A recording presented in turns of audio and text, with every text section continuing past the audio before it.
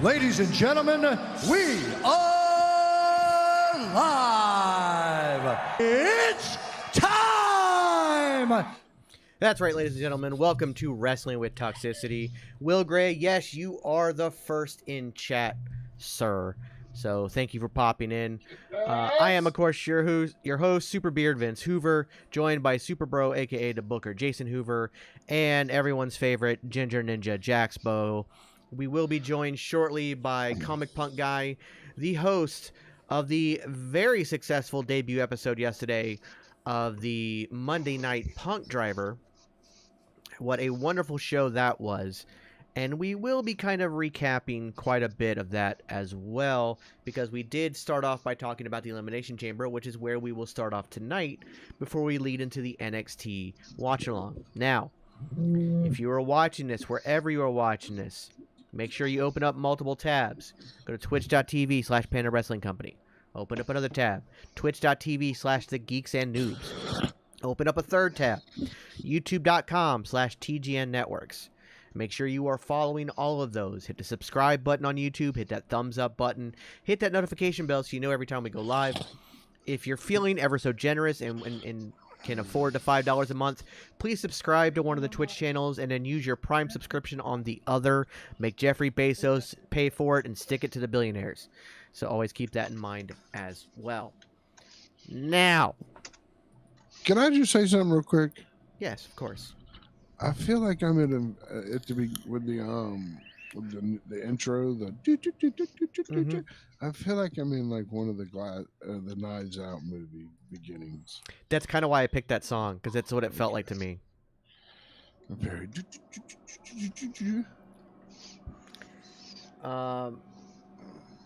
So yeah. Also, I'd like to know we hit some pretty big numbers last night. We hit our 10 subscriber goal. We're actually up to 12 now, so the new goal is 20 over on the Geeks and Noobs. So if you could subscribe over there, that'd be great. Bree, how's it going? Lovely to see you. Hello, Bree. But also, I went ahead and added a couple brand new emojis over there, or emotes as they like to call them. So there's some new custom emotes over at the channel on the Geeks and Noobs. There's a Super Beard one, of course, because I have an ego. There's an I'm Batman one. It's just a picture of Michael Keaton's Batman. Kel, my wonderful co-host of the Geeks and Noobs, has one. Ginger actually technically has two, because we've got one of his face, and then we got one of him dancing. There's an animated one, so you can go do that. That's very lovely of you, Bree. But yeah, there's also a jellyfish who I just love because he's awesome. And yeah, so you can go check those out if you're a subscriber. Those are there for you. Something to check out. Anytime Ginger's Dancers is awesome, Will. Good call, sir. That is 100% correct. Yes, it is. And in fact, I was able to put up a new clip that involved that dancing. So if you're over on the YouTube channel, there's a new video that's up. It's a nice 10-minute segment talking about, you know, like Celine Dion's greatest soundtrack song. We get Ginger dancing and then his mother scaring the ever-loving shit out of him. Oh, that was the other one I forgot. It was the Stone Cold Steve Austin one, flicking everybody off.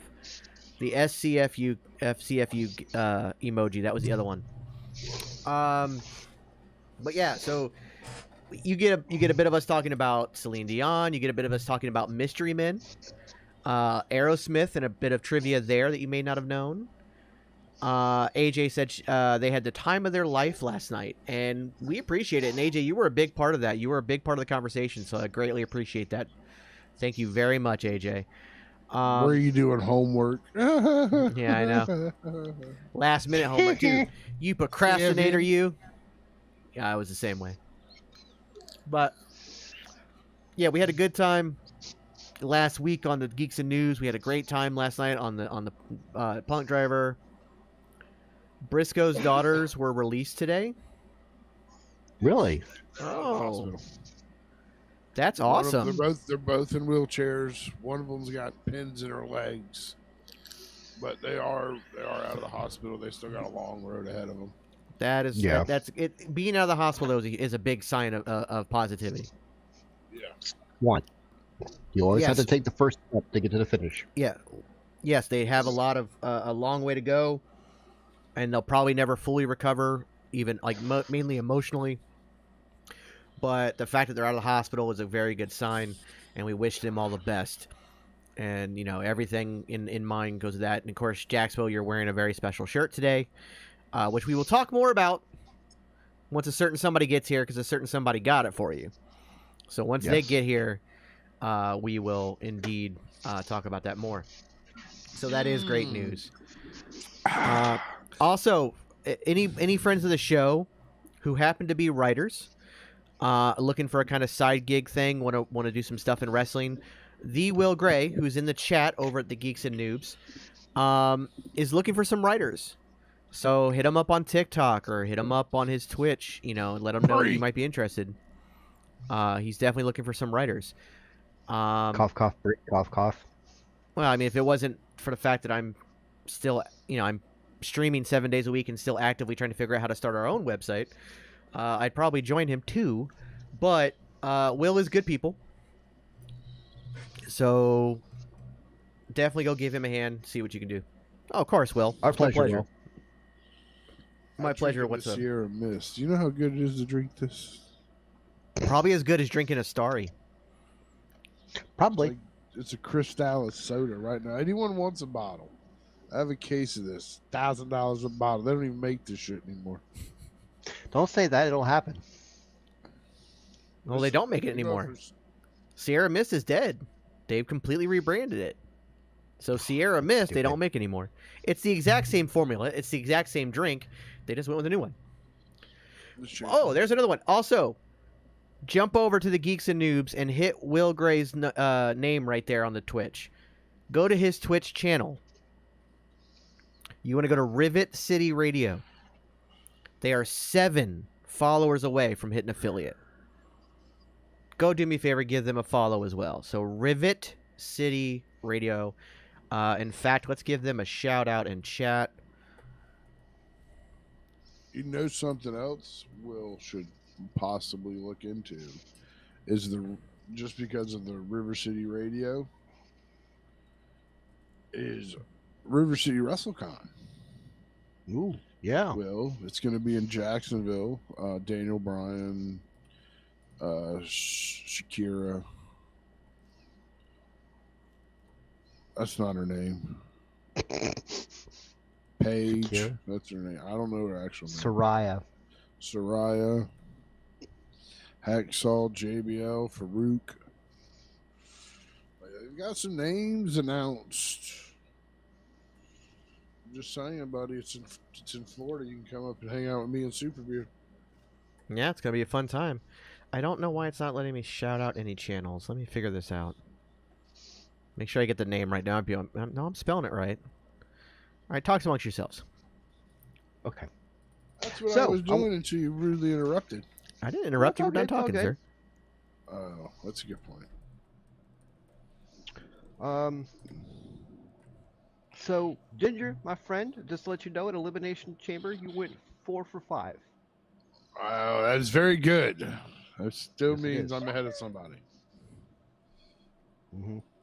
I went 3 for 5 because I picked Zayn to win, even though,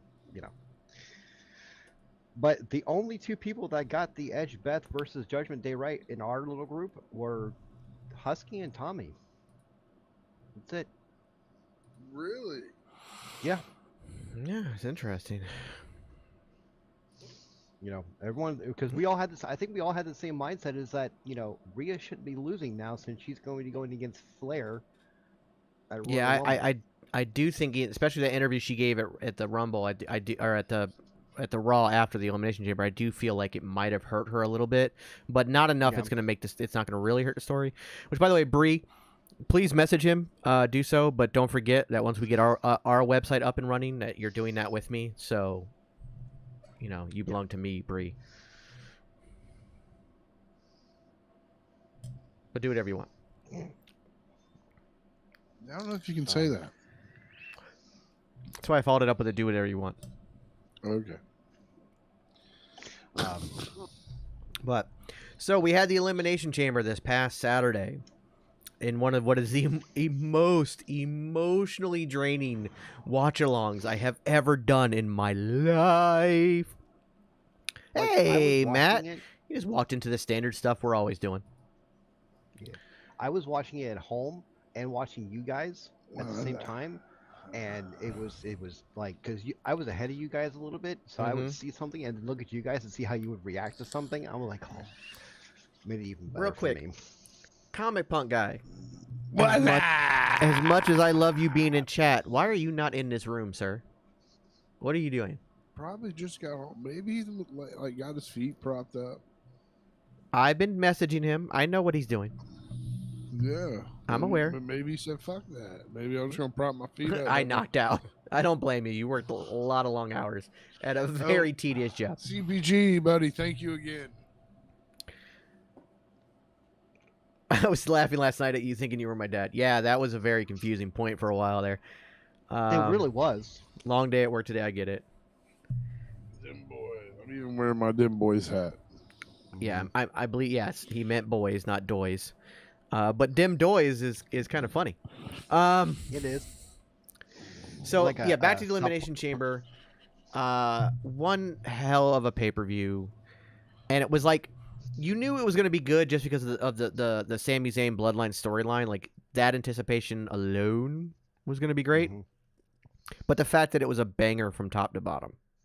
Just nonstop incredible matches. You know, it was really, really fun. Yes. Let's talk more about that Briscoe shirt real quick before we get into this. Go ahead and show off that shirt one more time, sir. I'm going to put you full screen here. Go ahead and show off your shirt. I'll stand up a little bit so you can get the full effect of it. It's the Jay Briscoe Reach for the Sky Memorial shirt gifted You know to what our... I really like about this? What's that? That it has just the Ring of Honor branding on it and not... They didn't try to smack an AEW branding on it. Very, very good. That was gifted to Ginger Ninja by none other than our favorite friend, Comic Punk guy. Thank you very much for that. Thank you so much. I'm going to, underneath this CPG, I just want you to know I'm completely naked. Just saying. We already just saw you stand up, sir. Like, why are you lying to people? No, underneath all this clothes. I'm Oh, completely okay. naked. Yeah. Oh, I am too. okay. Same. But yeah, so awesome shirt. Thank you for sending that. And like we said, we got the, he says blush, gasp, and swoon. See?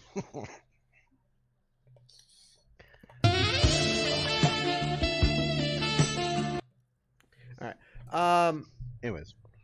So, and like we heard CPG, we got the wonderful news that his daughters are out of the hospital and getting to go home. They still have a long, low recovery ahead of them, but at least they're out, and that's a huge step towards the recovery, at least physically. Now, so back to the pay-per-view, and we'll go ahead. We'll do it chronologically. We did it a little bit differently last night, so we'll do it chronologically today. And we started with the Women's Elimination Chamber match. So go ahead and read off, Jason, all the participants in that match. So it was Asuka, Carmella, Nikki Cross, Raquel, and Natalya, with Natalya and Liv Morgan being the first two into the chamber. Correct. Raquel was third, Nikki Cross was fourth, Carmella was fifth, and Asuka came out last at sixth, which I think was a very smart decision if you're not going to have her storm through everybody. Yeah, at the same time, I would have been okay with her being out there first and just lasting the whole way through. Right. But either way, it works. I mean, like, nobody's discounting Cody Rhodes for coming in at number 30 in the Rumble and winning it. Especially since him and Gunther put on a damn near 11-minute banger of a match at the end of the damn thing. Right. So her coming in last isn't that detrimental. Like I said, I would have preferred her to come in at first and have her kind of like just run the, in a way of not necessarily, she didn't have to necessarily pin everybody, but just have her lasting and being involved would have been cool. But again, it still worked. Technically, she did get the most eliminations. Yes. With 2. because her and Natalia got one, her and Carmella got one, and then she got one by herself, and Carmella got one by herself, and then Raquel took out Nikki. Now the Nikki Cross one, I'm kind of a little weird about because I haven't heard anything if she actually got hurt or not during that Well, spot. she was on Raw and she had a match, so Okay. she wrestled Asuka on Raw, so I'm pretty sure she's fine. But it might have been one of those moments that they kind of. It did feel a little bit rushed after that huge spot, but she did hit her head first right on that pole inside that pod, so it might have been like, yeah, let's go ahead and she's a little bit loopy. Let's call it just in case. She ended up being fine because she was able to work 2 nights later, so that's good. But we got some really awesome spots. Nikki Cross jumping off top of the pod, Liv Morgan with a sunset powerbomb off the top of the pod, Yeah. onto Raquel who was on the top rope. We got It honestly that. was. It was a good showing for all the women in the match. Yeah. To be honest, I mean, it's a good comeback for Carmella, who hasn't been doing much wrestling since coming back. Asuka showed why she's dominant. Natty had a good run. Hometown hero. I do think her I don't know. elimination. Loomis is kind of crazy there, Matt. Yeah, so Matt's saying that they did plant the seeds for Sandy to return, which I do believe wholeheartedly will happen. And the first victims will be the Garganos and Dexter. Dexter is a little bit crazy himself. He might be like that bridging of the gap, but still be on the side of the Garganos. So eventually fall victim. But they could try to recruit him because he does kind of fit, what they do. So we'll see how that goes. But he's going to be loyal to the Garganos.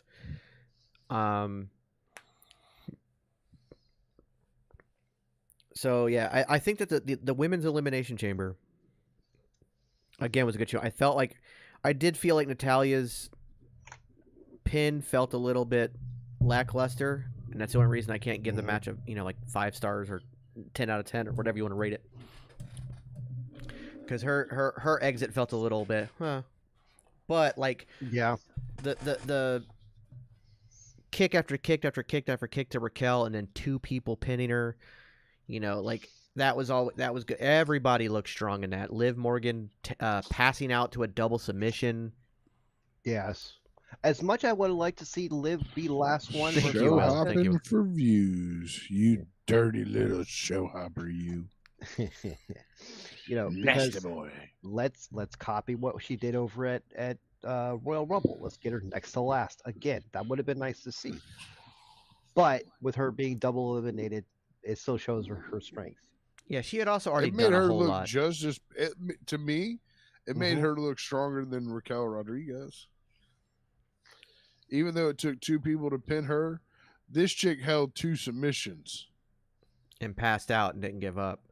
Yeah, But still didn't actually tap. So At the same time, Raquel had also taken Hit me a for it. crap ton of huge bumps and finishers, and then got just annihilated in the face with kick after kick after kick after kick, and was basically knocked out, and it still took 2 people to pin her. So I think they equally look as strong in that moment. And that's what I'm saying. Like I said, besides Natty, I think Natty's was like a roll up, wasn't it? yeah. She was hit. She got hit with with a big move from somebody else, and then Carmella rolled her up. But she was kind of already out of it because of the big move. But still, it felt a little bit lackluster. But Nikki Cross got jumped off the top of the pod, got driven through a pod, and then took a big move and got eliminated. And then Carmella, of course, tapped out to the Rings of Saturn, which is a brutal move to be in. Arguably, I heard that you would never ever take that move ever again if you had to. No, I don't want to, because even kayfabe style, it still hurts. You're stretching in a way that's not natural. I do kind of agree with Ginger though. The sentiment he had yesterday that it was a little weird that Carmella he doesn't like the fact that she gave up so quickly. It's there's more. There's a spot at WrestleMania on the fucking line. Come on, fight a little bit harder. One thing we're seeing with Asuka using the Rings of Saturn is that nobody has been able to escape it. Yeah. So they are making an inescapable move. So Carmella could have been in that moment where I can't escape. Now, do I think she's doing the right thing? And she's kind of a tweener character right now because she's like, I don't like that I lost to Asuka and I missed my spot. And I'm not worried about WrestleMania. I'm worried about now. I want Asuka next week. And she went and asked politely to Adam Pearce, and she's going up against Asuka one-on-one next week. But Cool. we'll see how it goes with the rings, because obviously their match is probably going to end with the Rings of Saturn again. And we'll see how quickly she taps out then. But it does make it feel like it does help Asuka in a way, because like I said, it makes the move feel inescapable.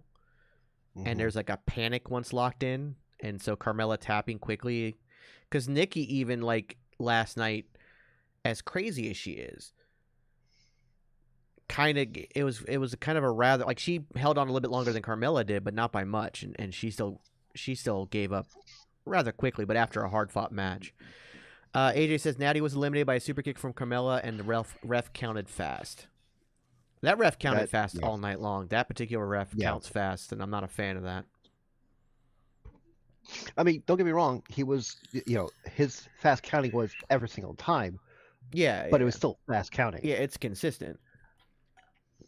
I give him that. Yeah, but all in all, though, I think it's a great match, and I'm happy that Asuka won. And for everybody who's like, oh, it was predictable, that's because they're building a story. You should be able to, like, yes, we want to see twists and we want to see turns, but you get that at the climax of the story, not in the middle. Like, you want that. Like, there are very few authors that can do that twist in the middle and get away with it. The one I can think of right offhand is Michael Crichton, the guy who wrote Jurassic Park. He wrote a book called Micro. And spoilers ahead, but it's a great book. The guy who's the protagonist, halfway through the book, dies. And then you get a second protagonist the rest of the way through. The woman that he loved, who kind of takes over and helps the group. And it's a very interesting twist. But again, that's the exception to the rule versus the rule. And right now, the climax and the twist comes, it's Asuka versus Bianca. And while we all believe Asuka can win, nobody can be 100% on that because of how hot Bianca is. And while we kind of see where the story might be going afterwards for Bianca, she could do that same story holding the title. So, like, we can't be 100%. So that's where your surprise comes in. It's like, is Asuka really gonna win? Or is Bianca going to continue to go on this reign that she's on? Wasn't that ref the one who took the ref bump from Brock in the women's match? No, well, maybe. No, I don't think it was. No, I think he was the ref in the main event that took the first bump, if I remember correctly. Can you find who was the ref? I don't know if you can find who the ref was for each match.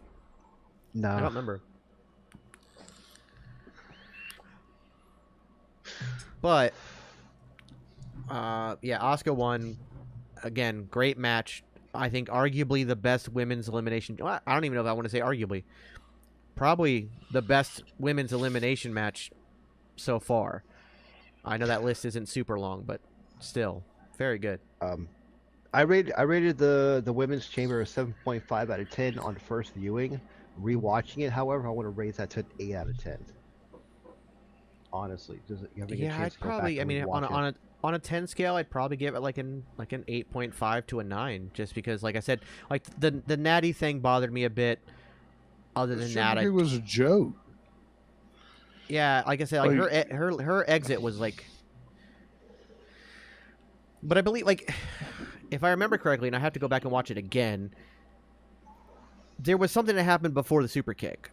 Like, Natty was running toward the ropes, or she had been flung by somebody, or something happened. She kind of, like, it wasn't just, like, she stood there, got super kicked, and it... Because it wasn't Carmella super kicked her from outside the ring. She ran in and rolled her up and pinned her 1, 2, 3. So, like... I think she might have been bouncing for a clothesline on somebody. Yeah, maybe. I'm looking now. Thank you, sir. You check into that. Because, I think she was, like... If you run into a super kick, that sucks. Like, and don't forget, before, the Young Bucks decided to turn everything into a super kick party on the indies, and then everybody followed suit, Sweet Chin Music was taking people out. Yes. Like, one and done. Carmella, since NXT days, has used a super kick as a finisher. So Yes. her super kick is meant to mean more. And I know it doesn't, but Natty was hitting the sharpshooter on somebody when she was super kick. Okay, so she was hitting the sharpshooter on somebody.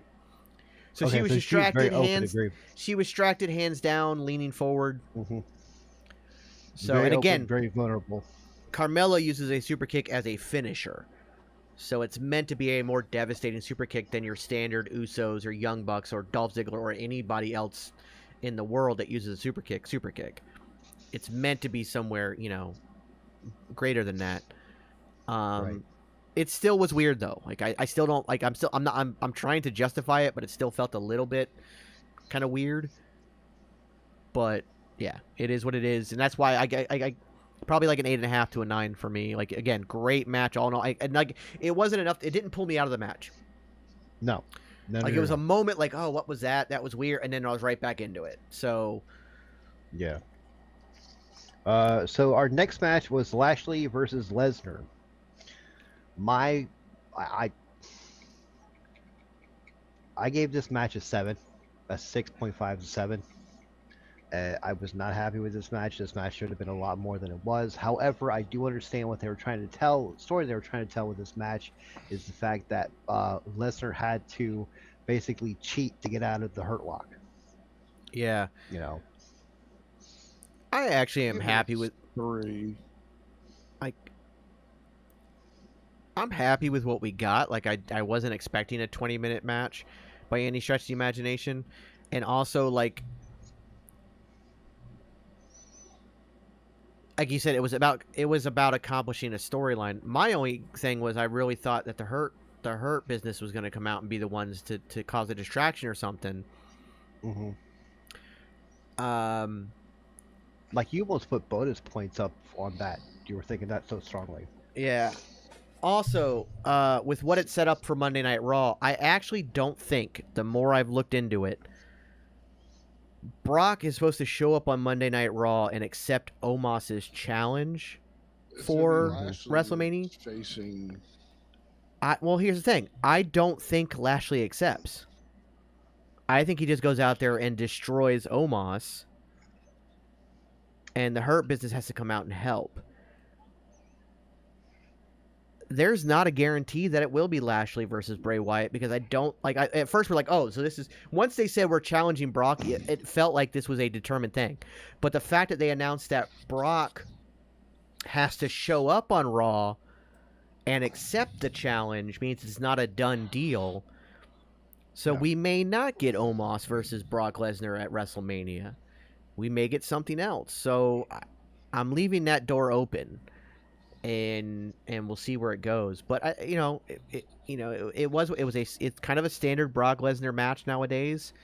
But Bobby Lashley and Brock Lesnar have good chemistry, and they love working together, and they work well together. And I enjoyed the match. It's exactly what and especially coming out of the Elimination Chamber with the women, like it was just a standard big man slapping man meet match, and that's what it was. Free Talk Wrestling, how's it going, sir? What's going on, man? We'll be seeing you after our show this evening. We'll be throwing to you.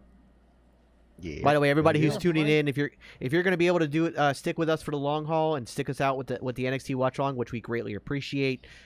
Please stick around at the end of the show, because we will be throwing to Free Talk Wrestling. So I will raid them from the Geeks and Noobs over to the PWC. We'll give them a raid. It helps both channels grow. So we'll definitely do that. I'll be in the chat for a little bit after the show. Yeah, we'll be in the chat for a little bit after. Yeah. It's just, again, it did what it was meant to accomplish in a way. Bobby technically gets the rubber match, but through nefarious means. There's no. I just don't. It was a solid 3-star match. I don't rate in stars. I think that's stupid. Fine, I give it was 3 out of 10. Call it what you want. That's a terrible match.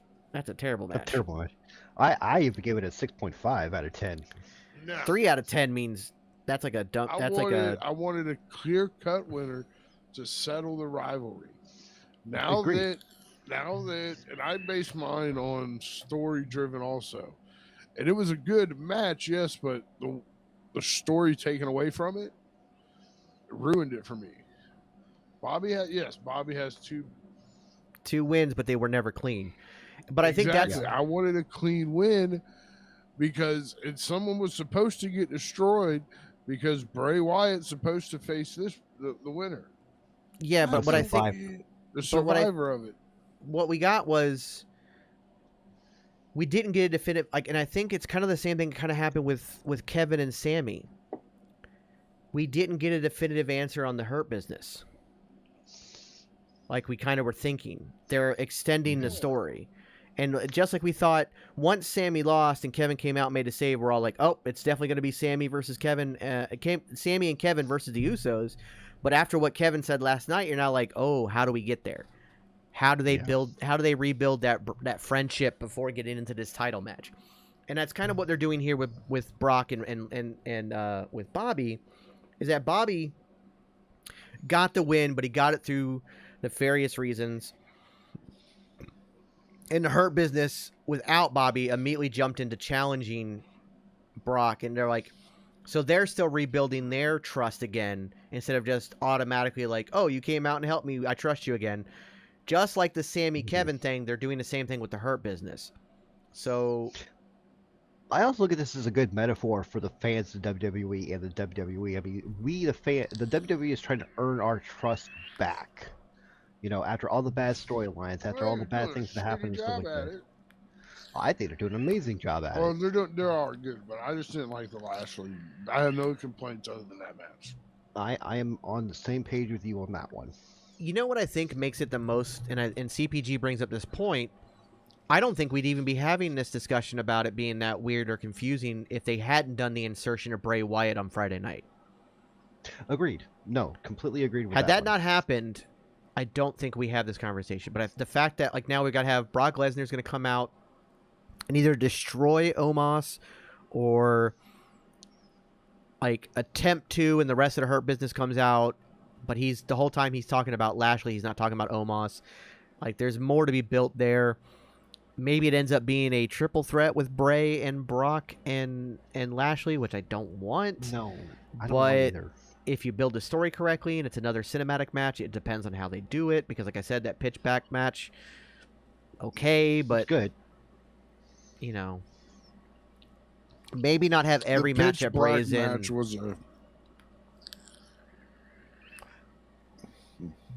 I just don't think you should have every match that Brock is in be a gimmick match. You know what I mean? Mm-hmm. So we'll find out. Like again, but a lot of this is going to be answered. You know, Friday night with the Firefly Funhouse,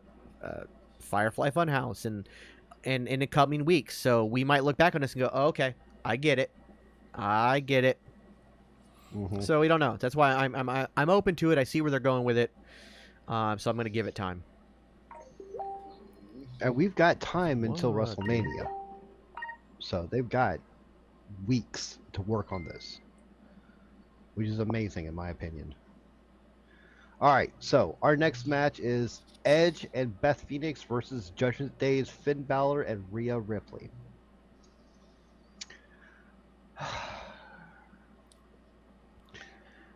It didn't go the way I expected it to go.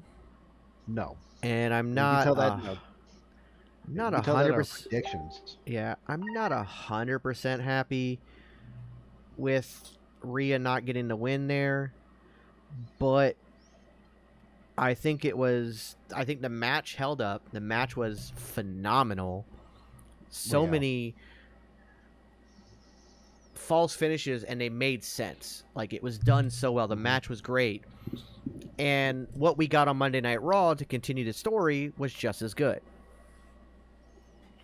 So the story is still going, and it was kind of like what we talked about, how, you know, somebody had mentioned that, you know, maybe Finn does get the win or gets the loss, and it's finally where he realizes that, oh, I'm not done beating Edge because now he's beat me and I got to get him back, and that's what we got. Mm-hmm. So it made sense. I just didn't like Rhea taking the loss. I don't think it helped her, but it didn't really hurt her either, so it's okay. But the match itself was an absolute killer match. So good. I love that match. There were so many good spots. The Beth and Edge doing the Shatter Machine at the end. Shout out to FTR with that. Luna Vachon / oh god, what was the other Bull wrestler Nakano. that It's Bull Nakano. Bull Nakano? That makeup she did in tribute. Um, and Dom was just an annoying shit the entire time. Oh, so much heat he gained from that. So much heat. Yeah. There was we had Beth Phoenix and Rhea Ripley hit dual power bombs on Finn Balor and Edge. Again, the brass knuckle spot. There was so many cool spots in that. There was so many cool story, and it was all ring psychology and telling a story. Yep. Every false finish made sense. It was very well done. Very, very, very well done. And with Beth and Rhea in the very beginning being basically the first two in the ring, and just the clotheslines bouncing off each other, that was it showed both of their power. Yeah. Yeah, for sure. Made them both look very strong. The old school and new school powerhouse in the women's division kind of thing. I like that. It was very good. Again, great storytelling. I don't know how many eliminations she has, but I think the next thing Rhea needs to do is at least show up in a men's after winning the title from Charlotte, show up in a men's Royal Rumble and eliminate a couple people, if not more than any other female has done. Maybe. It's not something necessary. So no, it's but not... it looks good on the resume. I gave that match a 9.5 out of 10. No, that was a 9 out of 10. It was men's chamber match, however. That was next. I think hands down the greatest elimination chamber match we've ever gotten. I'm not going to argue with you, and anybody who tries to argue with you on that point is wrong. It stands out above the rest by leaps and bounds. Everybody in that match looked strong. Everybody in that match shined. Anyone who ever doubted that Montez Ford could be a singles competitor can put that to rest. Oh, yeah. Anyone who ever thought that maybe Bronson Reed isn't going to be this big bad monster can put that to rest. Anybody who ever looked at Johnny Gargano and go, he's not really fit for the main roster, can put that to rest. Anybody who thought that Seth Rollins' best days were behind him can put that to rest. Anybody who thought that Austin Theory was a mid-carder at best can put that to rest. Everybody in that match showed out. Damian Priest solidified himself as a contender and made the Judgment Day look stronger with his performance in that. So Montez Ford got 2 eliminations, Austin Theory got 2 eliminations, and Damian Priest got 1 elimination. And before we get to the end of the match, which was big storyline moments for WrestleMania, we just had, again, so the match starts with Seth Rollins and Johnny Gargano, and Ginger, you can talk on this. It was basically a Ring of Honor match for the first 5 minutes. God, we're so good. Those two just have good chemistry. It's fine. It's good. And I'm grateful I'm grateful that I get to see Johnny Gargano on the main roster now. It took some old, out of touch some bitch to leave for it to happen, but dude, they had great chemistry in the ring, and I hope we get to see more of Seth and Gargano. Agreed. Give me that all day, every day. But give me a story of why it has to happen too. I don't care. Just let them wrestle. Yeah. I don't need a story. Or wrestling. Just let them wrestle. Because they're going to develop it. They're going to develop a story in the match anyways. Because not only are they great wrestlers, they're great storytellers and ring psychologists, both of them. So every match will have a story, whether there's a story built behind it or not. So again, you can give me that every single week and I'll be happy. I also like that Theory actually came out third. Yeah. And then we got like he tried to play up, oh, Johnny, you and I, we have history. We have, we have the way. Remember the way that we were a family? And then he tried like, oh, Seth, you and I, we're heels. We have a rivalry, but, Johnny's in our way and we should take him. Like he was playing the field and doing all that and very much played up the heel very, very well. Mm-hmm. We got some insane spots. Okay, quick question. That whole Johnny reversing into a Hurricanrana Seth off the top thing, did anybody else but me think he hit his head on the pod on the way down? I don't think he did. From the angle, they shot a side angle of it, and he doesn't do that. But it looks like Damien had a hard time catching him. And so the first angle, it looked like he was gonna flip all the way over. Yeah. Like when he originally did it, I'm thinking he's just gonna do a backflip. Like he has to just flip and hope to God he doesn't flip too hard at this point. Yeah. Like, cause that moves a lot on both of them at that height. One's got to do a front flip, one's got to do a back flip, and they got to be quick at it. So I thought originally it was like, fuck, he's gonna smack his head. I thought he did smack his head on the cage the way he was coming up and stuff like that. No, he landed weird because Damien couldn't catch him completely. So he hits the metal ground. So that kind of sucked. But we also got a doomsday device into a poison rana and Bronson Reed doing a full fucking backflip. Yes. Like, I've always shit. been a big... Bronson Reed's a great person. Bronson Reed has shown in NXT, if you watch his NXT matches, stuff like that he wants to emulate Bam Bam Bigelow because of speed and athleticism and stuff like that. And I think he's got the talent and the skills to do it. And now he's got this hitman character, or mercenary character that he's basically got and stuff like that.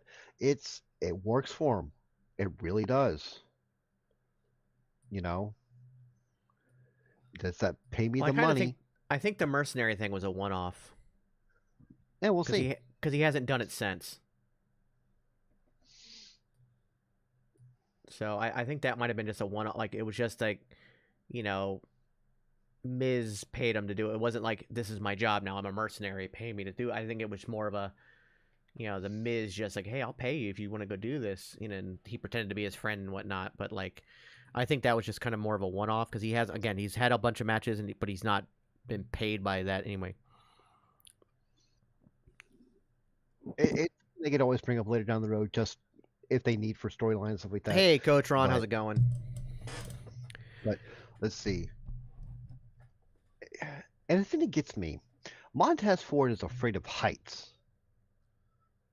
Yeah, and he climbed to the very top of that chamber and then just drawn.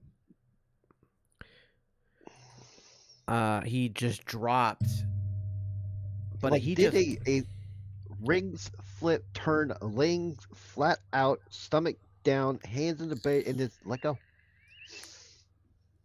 Just a splash. But he also, like, we saw him like attempting the people's elbow and a couple other things. Yeah. Like he was really playing it up and having a good run with it. And again, he just absolutely proved beyond a shadow of a doubt that he is ready for a solo big time run. Big time run. Yeah.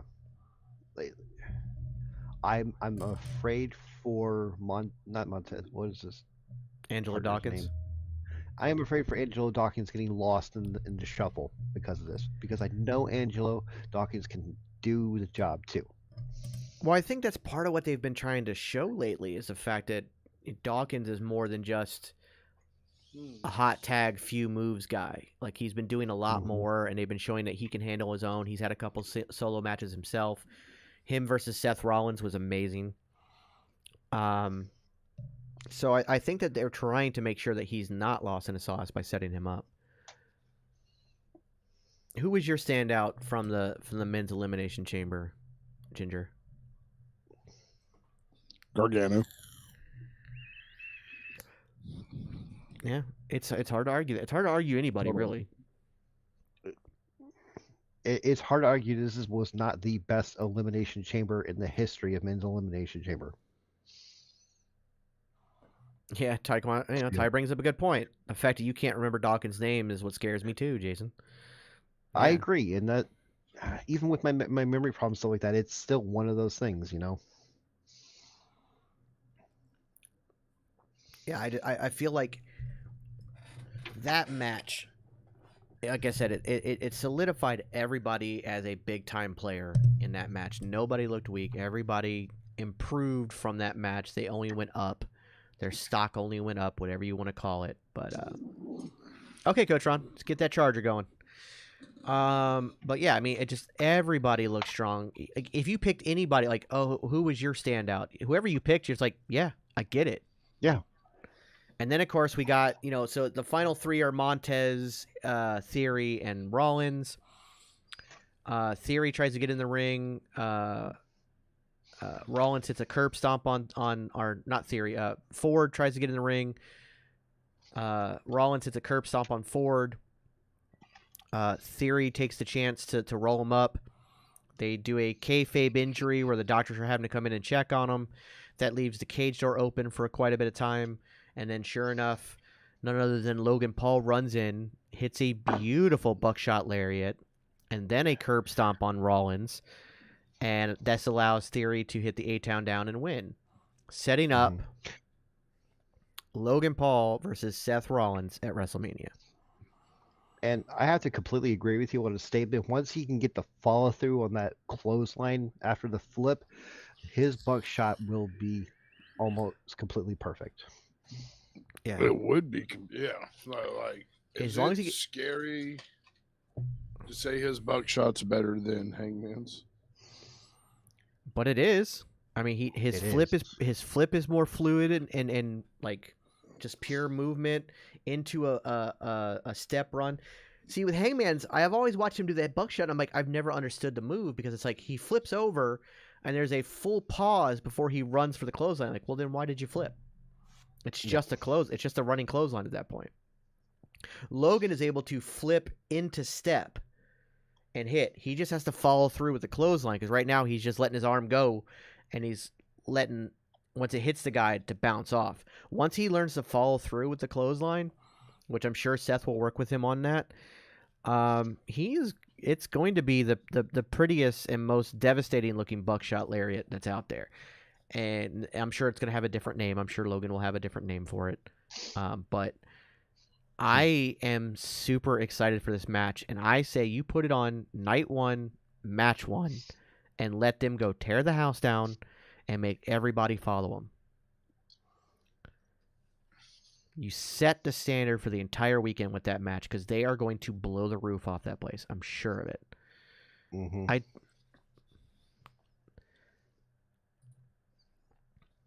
I mean, that's what Ty would call it if Ty was doing it. But yeah, You could call it that. I mean, it's. Well, they can on WWE TV. We don't judge you. I'm not going to judge him for it. Logan lariat. That'd probably be more likely. It'll probably be called the Prime Lariat. God, it tastes like ass. I haven't tried it yet. The one that's not the energy one is okay. It just tastes like. You have a dog? No. You have a cat? I do have cats. Yes. Go lick your cat's litter box before you drink Prime, just so you can get the full effect of how shitty it is. You had the Prime Energy, right? Yeah. Yeah, see, I don't think I would do that energy drink at all. I just did the Prime Water. The one I had was the Prime Water, and it wasn't good. Let me make that very much clear, but it wasn't bad. It was like when Vitamin Water revamped their formula and it came out, and it was basically just Aquafina water with a hint of flavor instead of what it used to be. That's what Prime is. It tastes like Aquafina water with just a hint of flavor. Gotcha. If somebody gives it to me, I'll drink it, but I'm not going out of my way to find it. Gotcha. Not putting it on the screen, Ty. Matt likes the orange flavor Prime and the fruit punch Prime. I had the fruit punch one, and like I said, it was all right. It's fine. It'll do in a pinch. But the energy one, like, yeah, I'm avoiding that like the plague. I already don't like energy drinks as it is. I've only found one I've ever actually enjoyed. All the rest tastes like battery acid to begin with. And isn't like the Prime Energy also almost like seltzer water? Isn't it like isn't it like carbonated? It's kind of like piss. But like carbonated piss, right? Like it's carbonated, isn't it? Yeah, like carbonated piss. And I hate Oh. seltzer. I think if you drink seltzer, you're just drinking liquid TV static. Like I don't know what you're doing. Liquid TV static. Yeah, I don't Okay, understand why. good to You're, know. Liquid TV I static. hate seltzer. Oh, Dude, can I tell you a story real quick? Of course. We got like 3.5 10 minutes. more hours. Yeah. So I got so high one night, I decided I was gonna eat. My buddy gave me a shroom, so I ate a shroom. Oh. I was stoned, so we kept smoking too. Right? The TV goes statically. It goes static. I don't know why. So I walk up to it, and for some reason, I stood in front of this TV for 45 minutes. I couldn't figure out what it was doing, and I couldn't find the buttons. But it was so mesmerizing. The colors were amazing. wow. The black and white TV static colors were amazing. Yeah, Okay. dude. You can see pictures in them. They make the Yeah, little- so did there's the little people. Don't forget, there was also the Poltergeist girls saw pictures in the static and ended up getting You sucked shut up into and the don't TV. you ruin my good time. Why do you always have to ruin everything? Waiting for You're Ginger. That one guy goes to Disney World and goes, yeah, well, Peter Pan's it's stupid. Well, yeah, but I was gonna say something else, but I can't say it on air. yeah, no. Good. We Uh, need to find one of them streaming sites that allows us to say whatever the fuck we want. There is one, but I think it's already getting ready to get shut down. But Mhm. there, like I just like imagine Ginger sitting there staring at the TV, and his friend's like, "Dude, what are you doing?" And his head turns around without his body, and he just goes, "They're here." No, Oh. Oh man. In this final 10 minutes before NXT starts, let's get into that incredibly emotional main event, Sami Zayn versus Roman Reigns, which There's God only bless. 4 matches. There was 5. 5. 2 I mean, if you elimination wanna count- chambers. 2 elimination if you wanna chambers, count- Brock and Lashley, and then the Beth Phoenix Edge versus Finn Balor. It's just I guess Brock and Lashley. We talk about it so quick because it was. Yeah, well, because the match was quick, so there's not much to cover. Doesn't feel like it was like there. Yeah. But Montreal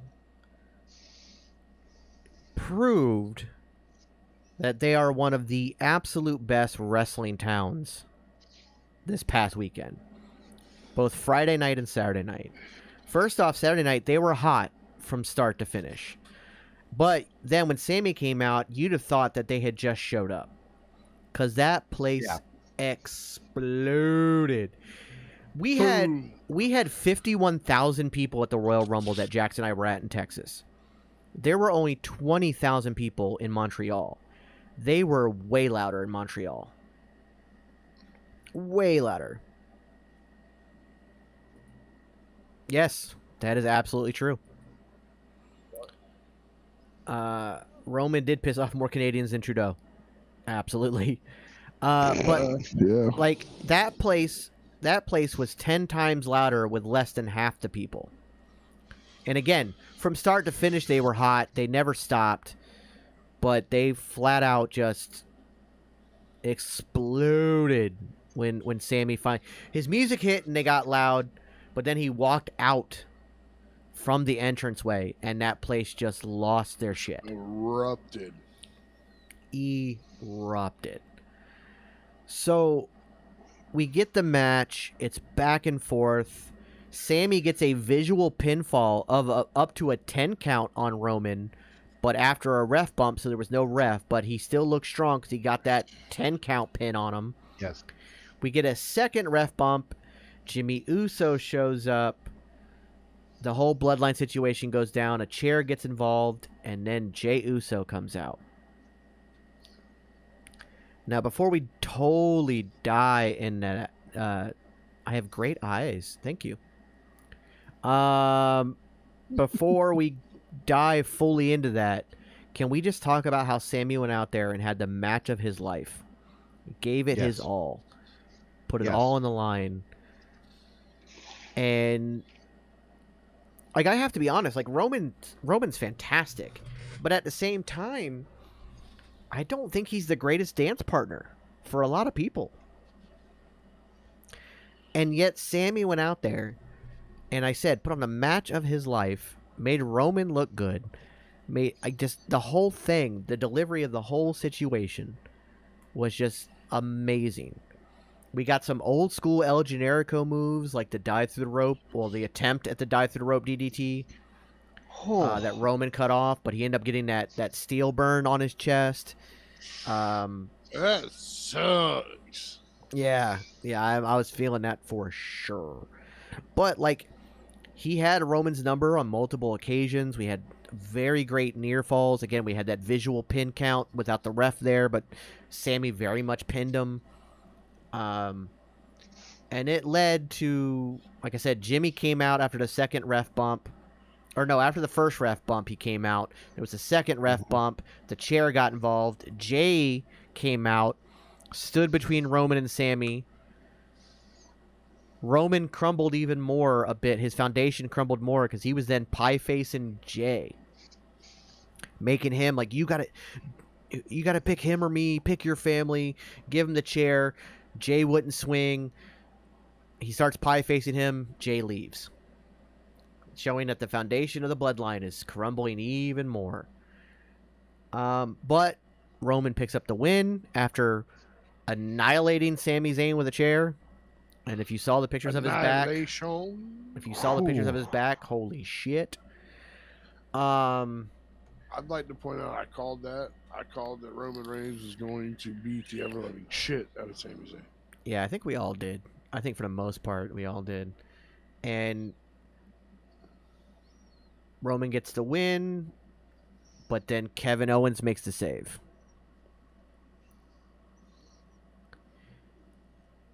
As we found out on Monday Night Raw, he didn't make the save to save Sammy. He made the save for his family, for Sammy's family, and because he still wants to get at the bloodline, but he wants to do it on his own.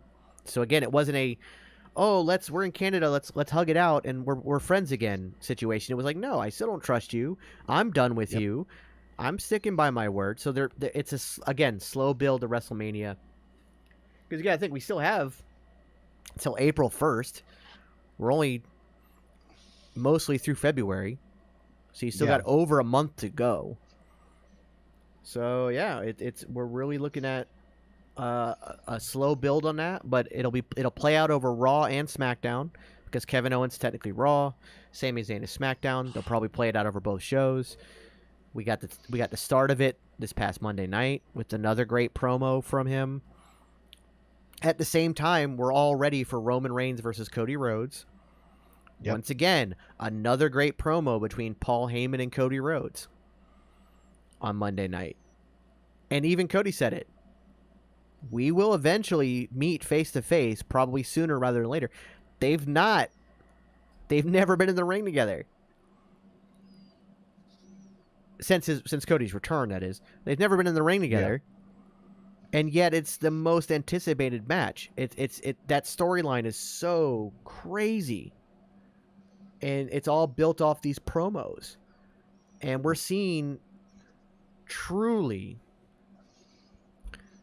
reign over Raw by 15 seconds, and now YouTube TV is bombarding me with Christy Knows Best recommendations. Ew. You deserve it.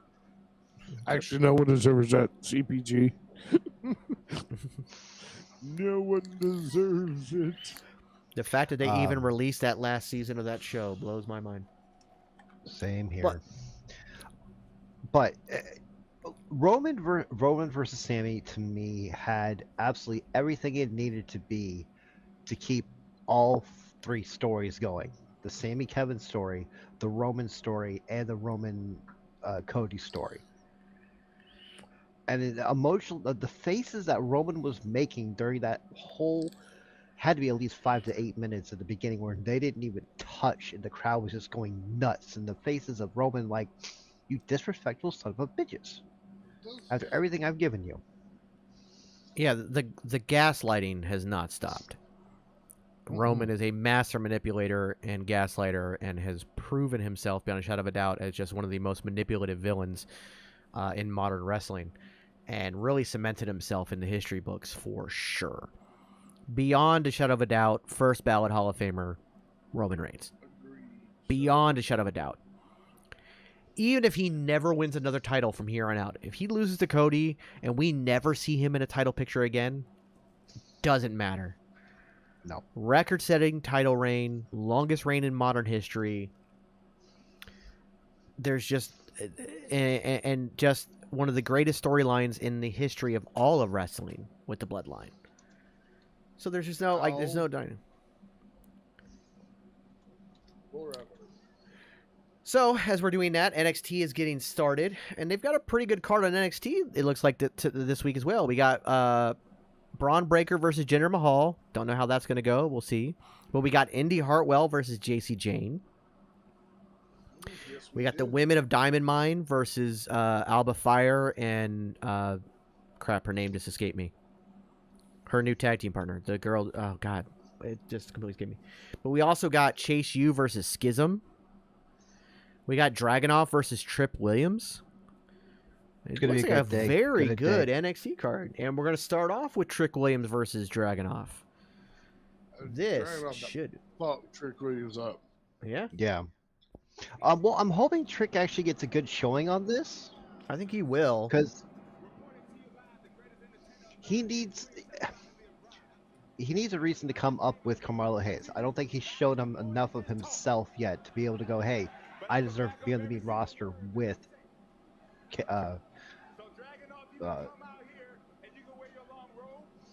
Carmelo.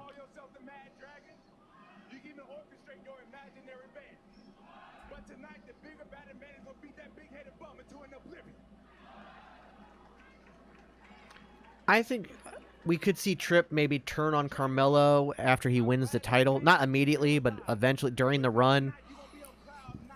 And allow Tripp to have a bit of a time in NXT before coming up. I don't think he needs to come up with Melo. I think that Tripp will need a time on his own in NXT before coming up. Right. I'm with CPG, though. R.I.P. Tripp. Drag it off.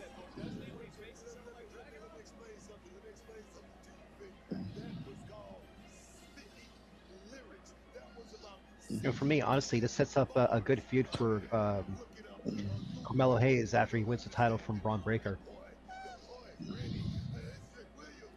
Yeah, because I think that at Stand and Deliver, we'll get Dragunov versus JD McDonough to kind of end that feud, and then Dragunov can go after Melo for the title.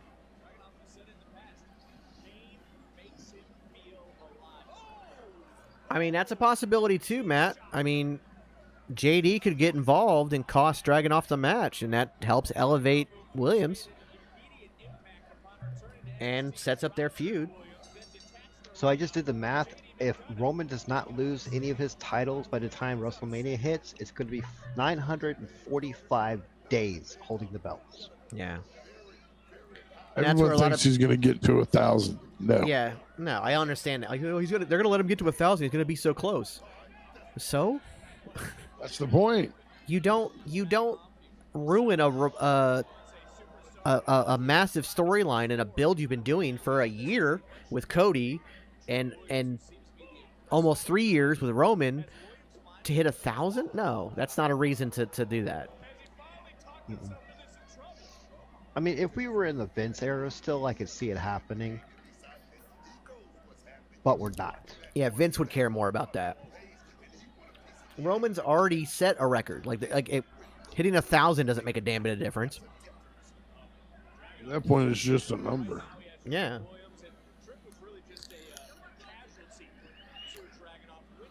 And weirdly enough, saying 945 days sounds somewhat more impressive than saying 1,000 days.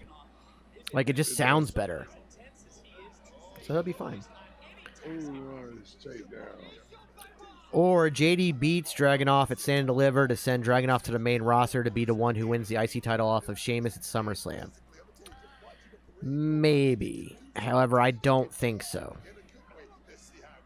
I think there's a lot of stories with already people on the main roster for Sheamus that you don't need to worry about. I mean, Bring I that more don't people. hate it.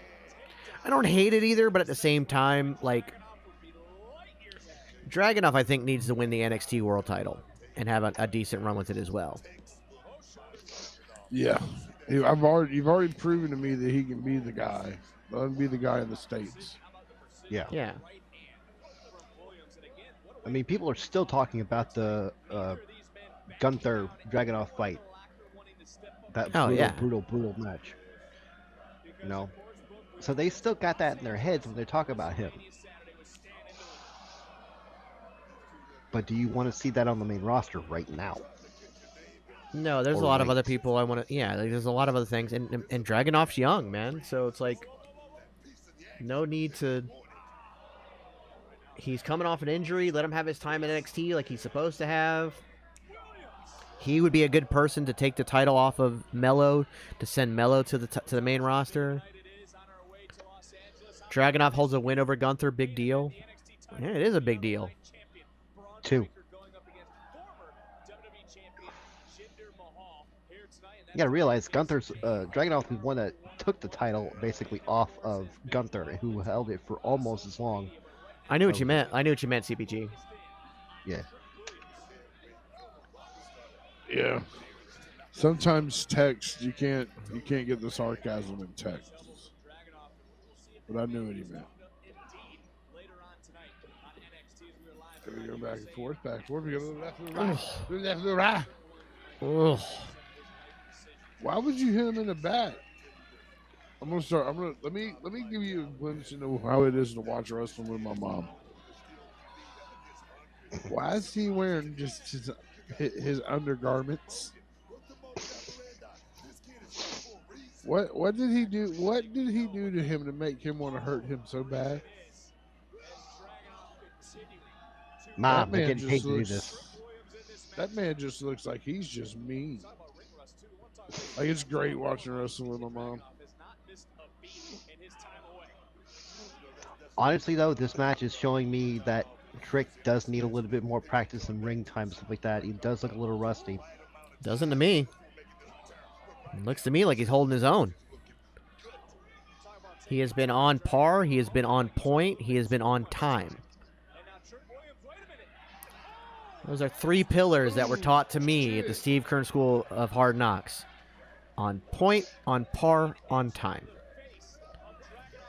And he hasn't missed a beat. He's selling really well. Well, there's JD McDonough. His eye healed awfully quick, didn't it? Been a week. 2 weeks ago, gets attacked. Last week, he says he almost lost his eye. This week, patch is gone. Wait. This is the same company where Rey Mysterio had an eye popped out. Yeah. But he was also gone for several weeks afterwards. True. Common Punk guy. If you can dodge a McDonough, you can dodge a ball. You can dodge a ball. Yes, sir. Yes, sir.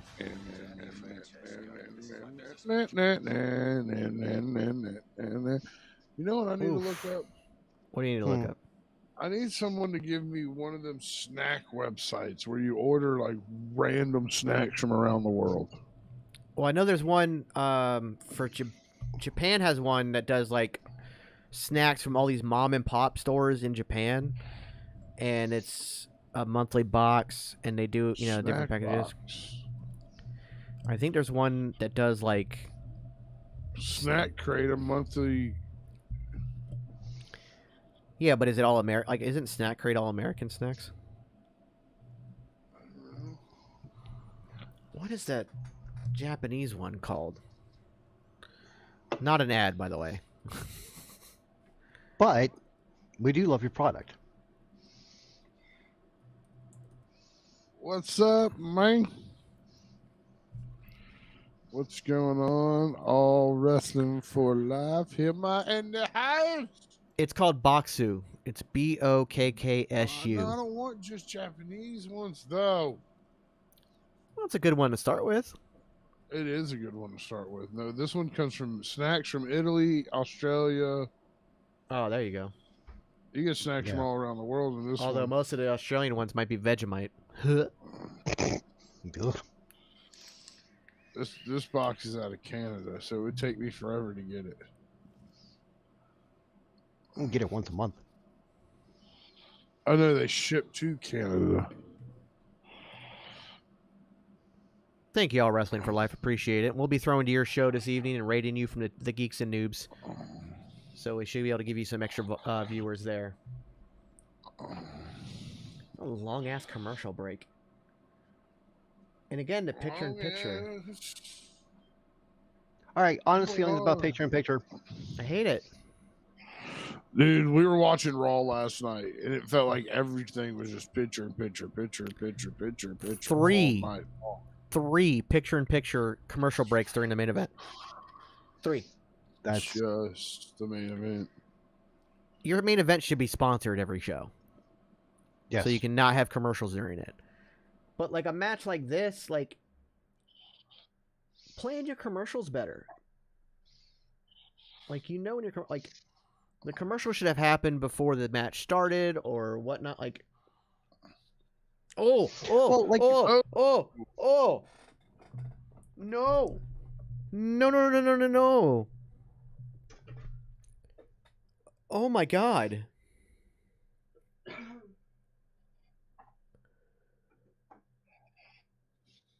That was disgusting. Head bump on the ropes. What's up, Bree? Better late than never, Bree. Did you get your homework done, Bree? Bree.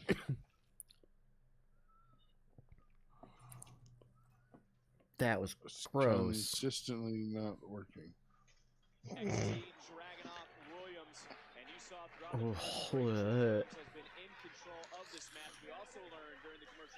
All right, so I'm right now just got done with commercials.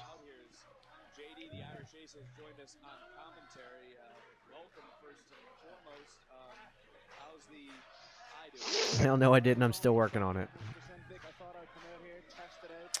Shame for shame, Bree.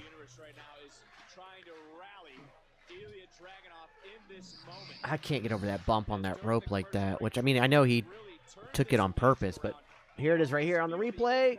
I don't know if that was purposely taken. It was. I saw it the way he took it. Like, he basically jumped to the rope. He should have fallen before the rope. He jumped to the rope. So he took that on purpose, but still, that's gross. Ugh. That is a steel cable. It's not a bump I'm taking. Oh no, no WWE's are actual rope. No, they're not. They're steel. I've been on them. I've been in them. They're not rope. They just had a documentary. They call it rope. It's steel cable wrapped in tape. It is not rope. Yeah. I have been in those rings. You have bounced off of those ropes. Ugh. Even still, Man, even if it was rope, you don't take that bump.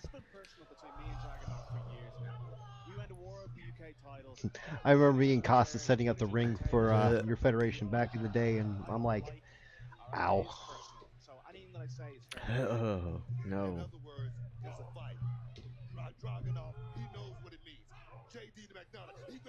These guys know exactly what it means to go to war. And that's what I like about both of them. It's a beautiful thing. You ought to try it sometime. There will be. See, that right there tells me that Tripp's getting it. That kick to the knee, a lot of people don't do that. They just get up and throw a punch. Like, he distracted him by kicking him in the knee. Like, yeah, like, that's good shit. Oh my God! For a minute, I thought they were throwing a commercial again. The way he said he sounded off on that, I thought he was throwing a commercial again. Tyler Bates.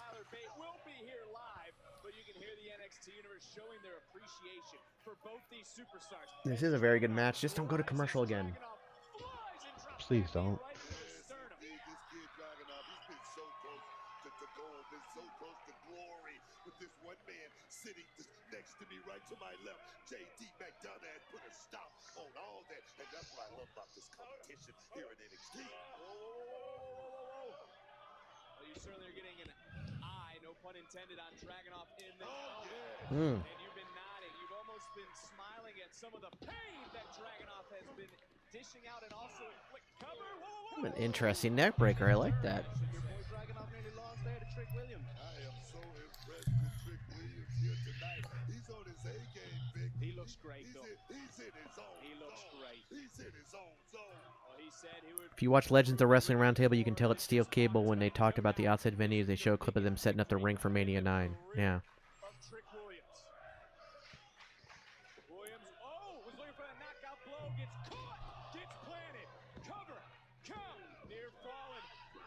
Oh. Knockout blow right Shit. there, man. Oof. JD's face. Nice. You had felt the wrath of McDonough. A few weeks ago, it was that forearm that detached your retina. Yes, sorry. Yeah, he had a detached retina 2 weeks ago, and he's fine now. Trying to focus right back in on It's still a little bruised, or that's just makeup he's wearing. One of the two haven't figured it out. He might say no, but Dragunov's will says yes. And you see Dragunov favoring the neck, the history of neck issues, which I'm sure, JD, you have well scouted with your surgeon-like ability in the ring. I'm responsible for about 75% of those neck issues, Vic. I'm very proud of that. Dragunov with Torpedo Moscow. Ugh. Dragunov with all of it. Welcome back. Trick looked real good, though. Trick looked real good. Hey, my mom wears the same headband that Dragunov, that McDonough's wearing right now. CPG said, "Here is a reminder to all that Roman Reigns is a happily married man, but Paul Heyman isn't." Exactly. That was so gross. So gross. Oh. No, God! No, God, please, no! No! No! No! Agreed. Agreed. Is getting heavier. The boos from the crowd are getting louder. And that frenetic energy that Braun has. Yeah, I kind of agree with Jinder. It's time for maybe Braun to drop the belt. I don't know if it's to Jinder, No, but It's not. it's about time for him to drop it. I think Yeah. I think he drops it to Hayes. I'm the one who messes up all the plans. Jinder Mahal wants the Don't Google one hot walrus. No, never in a million years No. would I have even thought to do that. And Why would you bring it up? No, I mean, if you want to Google one hot walrus, I mean, that's sure.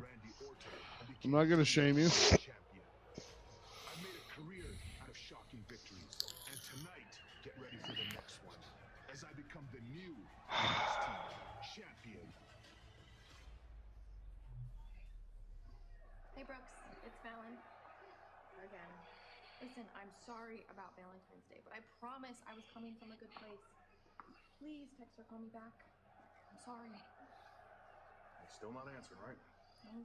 I told you he's gonna need time, Val. Well, did you tell him I wanted to talk? I think he knows by the 10 text messages and the 5 voicemails you left him. Josh. Listen, you and him are all I got, and I'm not getting in the middle of this anymore. Well, It's if already it was or is Kiana's brother, why didn't she just... Fallon, stop! I agree with CPG. These guys are missing something. There's something. But Fallon, you were wrong. It was Brooks's big This night, is and it was too much like some USA Network reality show kind of story, It was your tag partner's big night. like the Secret Housewives of Alabama or some shit. Like it's just. Yeah, maybe she'll pick up the phone.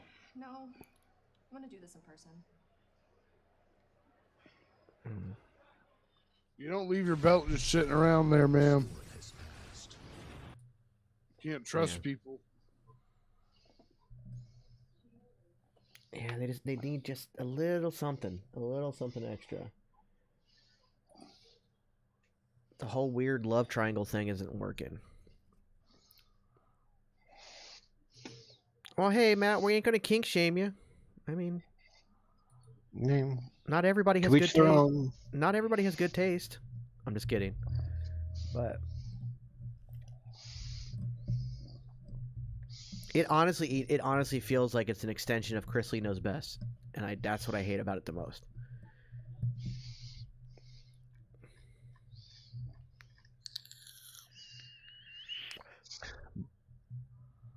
Bray Wyatt needs focus. There needs to be a little bit more focus. It's too scattered for me. Yeah. Well, I mean, I can't even say that. Like, you can't say he's scattered. You can't say he's all over the place because he hasn't told you what he's doing yet. You have to wait till Friday. Like, it's just, he's not a Monday Night Raw star, so he wasn't going to come out on Monday night and talk about it more. I'll say he's scattered if the story is stupid come the Firefly Funhouse and it doesn't make any sense then. But I'm not going to say he's scattered without even hearing what the story is going to be. Give it time. Gotta be patient. Wait to see what he has to say.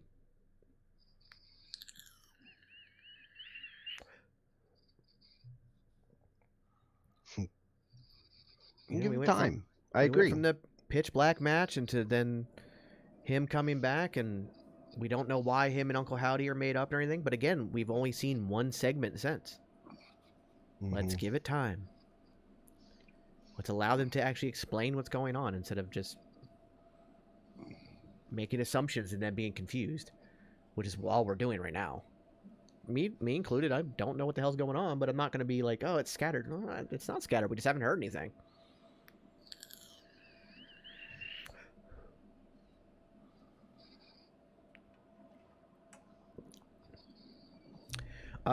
No, Schism is not called a dyad. The tag team that was formerly known as the Grizzled Young Veterans is known as the dyad, who are part of Schism. So the dyad will be facing Chase U tonight. Like the New Age Outlaws were part of DX. Exactly. Perfect example there, Ginger. Well done.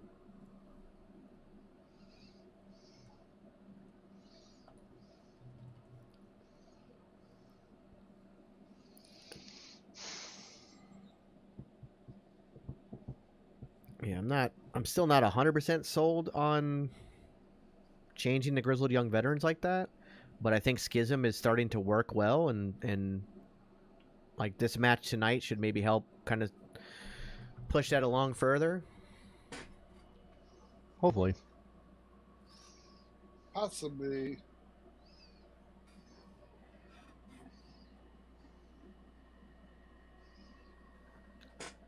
Why do these commercials feel so long? Because they are.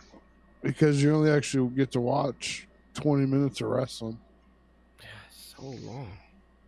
And we sit through 40 minutes of commercial. Like, it's ridiculous. Yeah, that's crazy.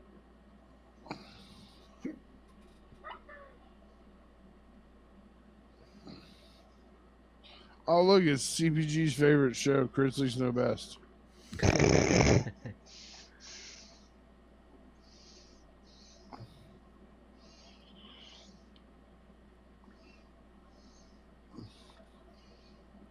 I have never seen a single episode of that show. Up Austin.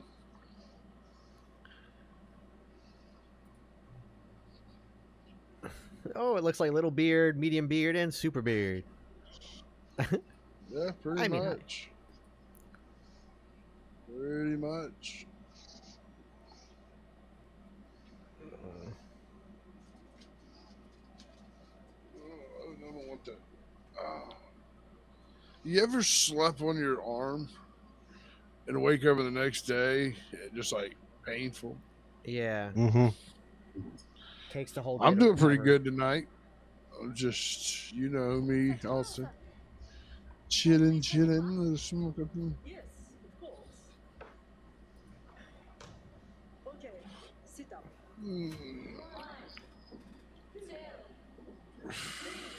Next, push up. 49, 50, 51, 52. Go. So, Carry your partner.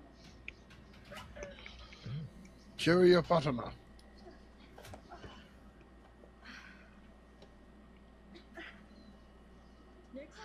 1,000 split.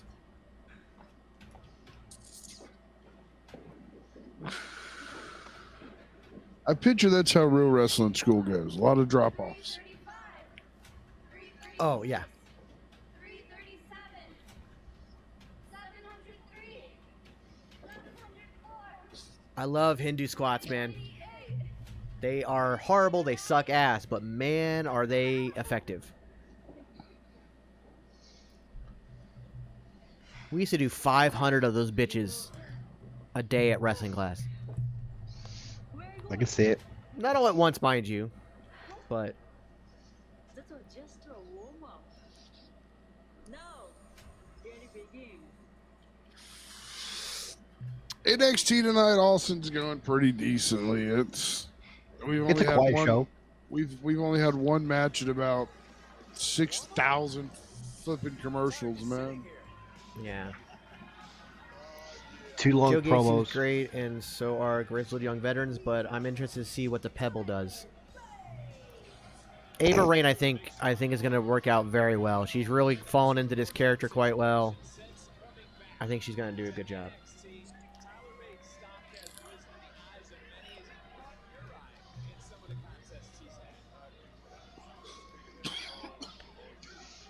I saw your tweet. Does that mean you're coming to the state soon, Austin?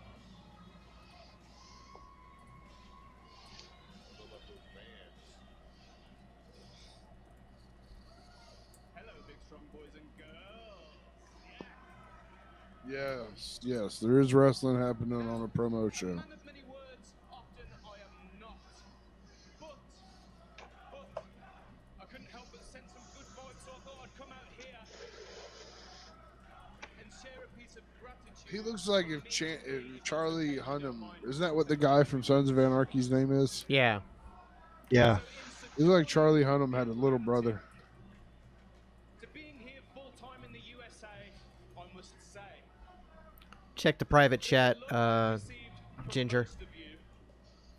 Checking. Has infused in me a passion unbeknownst to my former self. I could have never even imagined it, so for that I want to 6 thank months-ish. you All right, from not the bottom bad. of my heart. Thank you ever so Maybe a bit much later. for your absolutely spiffy Colorado's a great support place too, so on my have fun. journey thus far. Be it against Grayson or Axiom, or even when I came up short against Bron Breakker at World Collide. But I guess some things are just meant to be. Some things happen for a reason, right? But I believe in the natural unfolding of things. I believe in timing. Going to both fans. You to Colorado before 23 years old. That's maybe. We together, us, longer. we are about to embark on a mystical journey. I believe you can do it, Austin. I have faith in you. We are about to embark on a mystical journey together, and let me tell you this.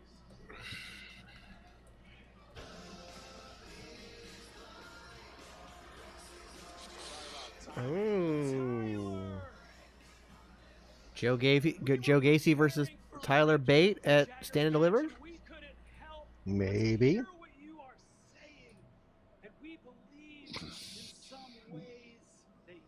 Yeah, especially if you're going to be in the Denver area, in the Mile High area, you need that cardio. Yes, Tyler Bate does look like somebody you would buy totally legal houseplants from.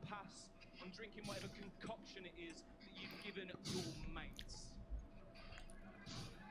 Tyler, we may be kindred spirits in some ways, but certainly not always.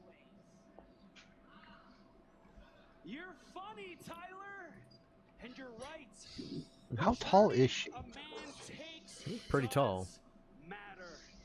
You just I mean, she's have to taller be than Gacy, but I don't know if that's careful just who you heels or not. surround Maybe. yourself with.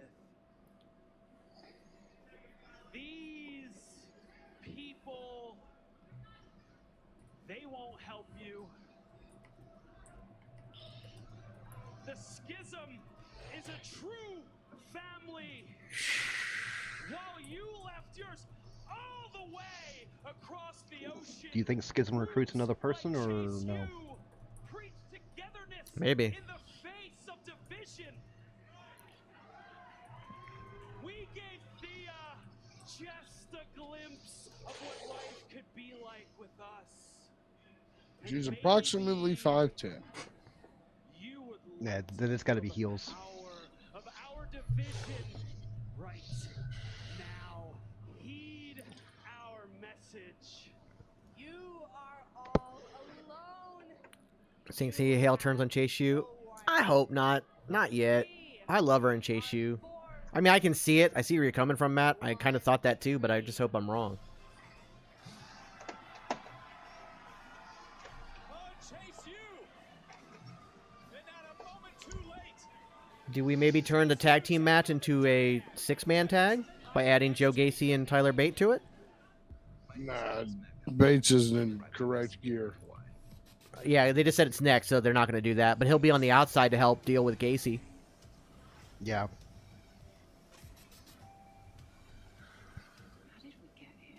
Some very good luck on my part and some bad decisions on yours. This doesn't feel like a bad decision. This doesn't feel like a bad decision. I gotta mute these damn commercials. We don't end up getting some kind of copyright strike like I got before from the damn commercials. Incredibly impressed with Chase U these last few weeks. Yeah, they've really stepped it up, and it's exciting. All right, let me message John real quick while we're on commercial. Shazam! Fury of the Gods. I'm very worried about this movie. And apparently, for all my comic book geeks out there, they just recently had some screenings, some test screenings for Aquaman 2, and apparently people were walking out of it. That's not a good sign.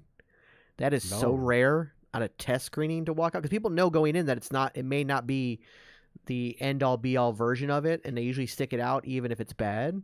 But the fact that people were walking out.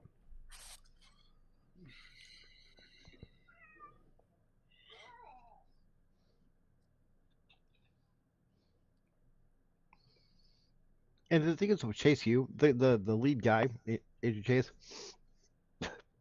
I don't understand how he can wrestle in all that stuff. I don't get it either.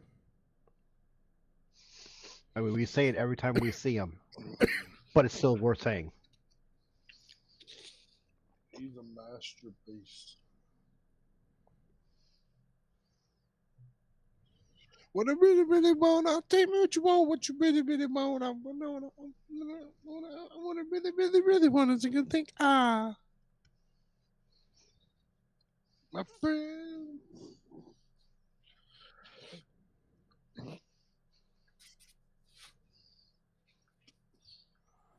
Okay.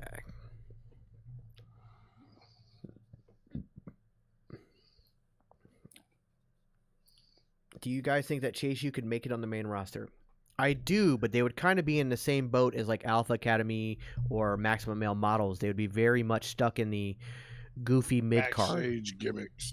Yeah, goofy mid card.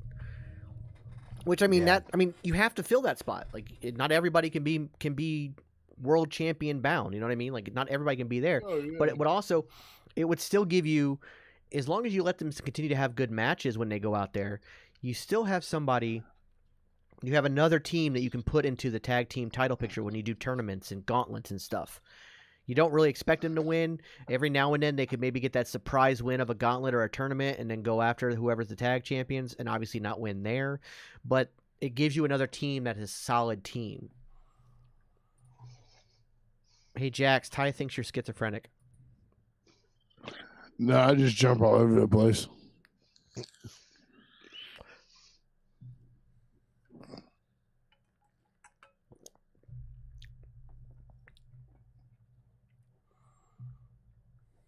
Ooh, I want Hardee's now.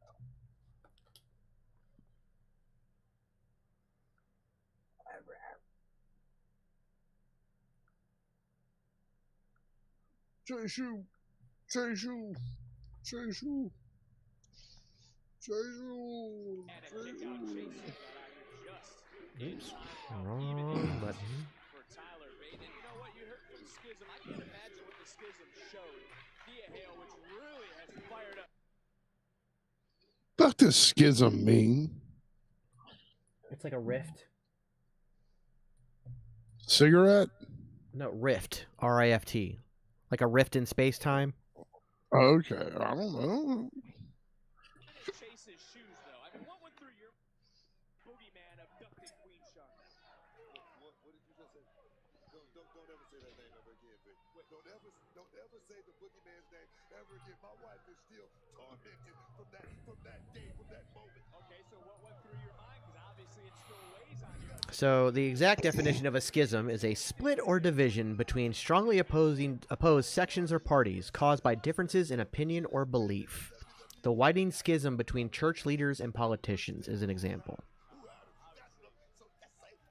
So it's like a rift in space-time, but between your politics and beliefs instead of it being through physical space. Okay. I don't get it, but I'll nod my head and say okay. Just being honest. It's literally a faction name that means they stand against everybody else. Okay. Pretty much.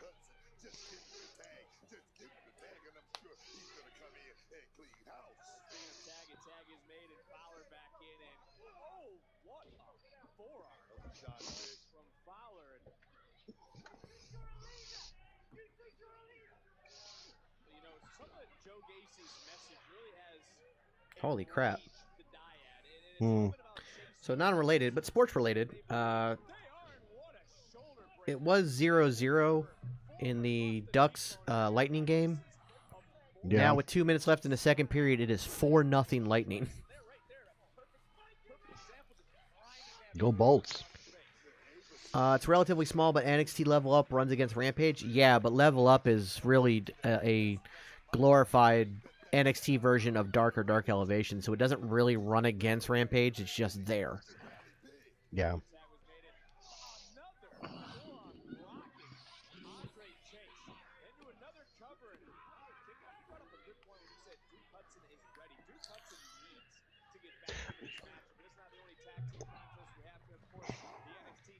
Gallus versus Malik Blade and Idris and Nofe. That should be a good match.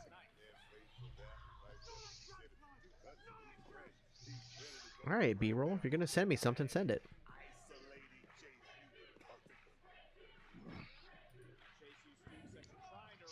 So, has Ava stepped in the ring yet that actually wrestled the match or no? Not on NXT.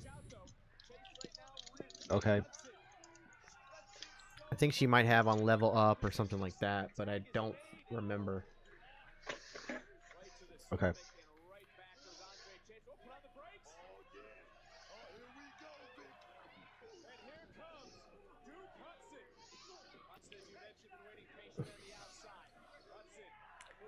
I remember when Duke Hudson was doing the whole, was part of the breakout tournament. His character was what Grayson Waller has become.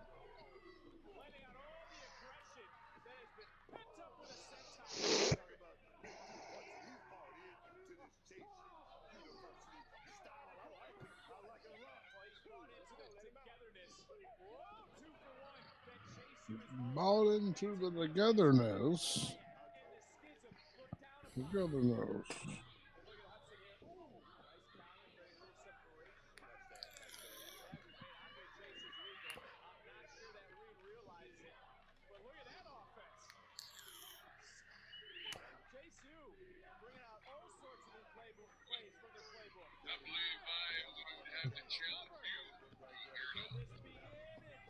The hell was that? I'm about to get my first set of.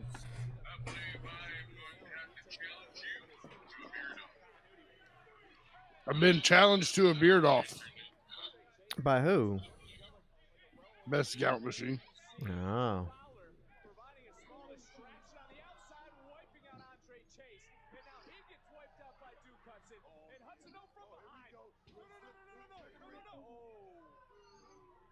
Almost a near fall. As, Hudson gets caught. And here's that divide, here's that conquer that we talk about when we think of the dyad. Fowler and Reed. And again, I'm looking around. There's no Andre Chase. Hudson right now is by himself.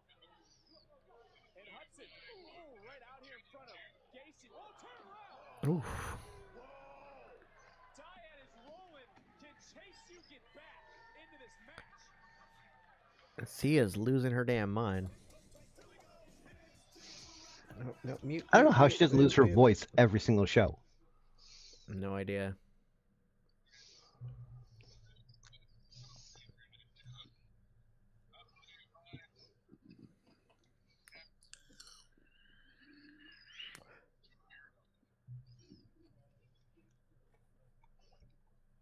Admittedly, I really want to see this Operation Fortune movie. I love Guy Ritchie movies, the kind of this Kinda heist movies.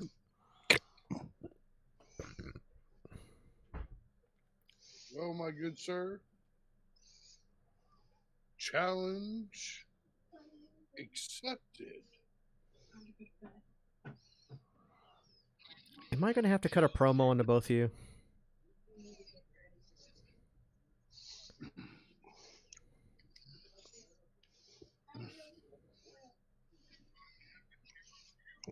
To quote Emperor Palpatine, do it.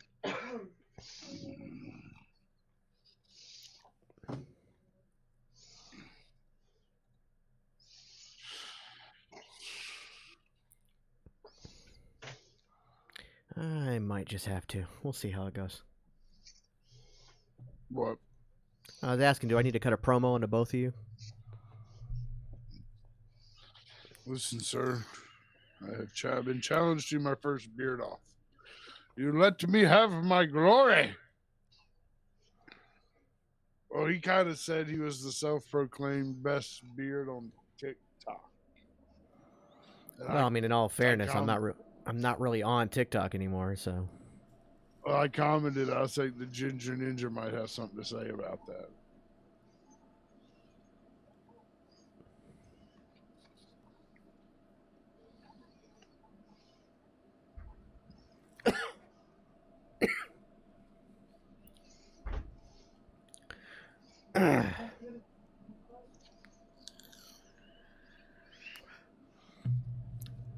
I really want a Philly cheesesteak burger. I want to try it.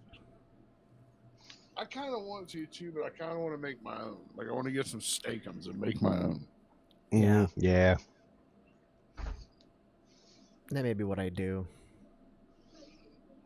Unless I'm feeling lazy and just feel like door dashing it. Door dashing. Listen, I bring all beard challenges. I accept all beard challenges. Time to go see my boy Pedro. I'm not joking. That's really his name. I know. I'm just saying I do it all myself. I don't trust my shaky hands. Now I got to grow my beard out to claim a title. Well, if you haven't grown it out yet, you got a few years to go. 6 months right here, baby. It'll take me long to grow. I'm reworking on mine. Yeah, but you're not talking about 9 to 10 inches of beard there, are you? Mm-mm.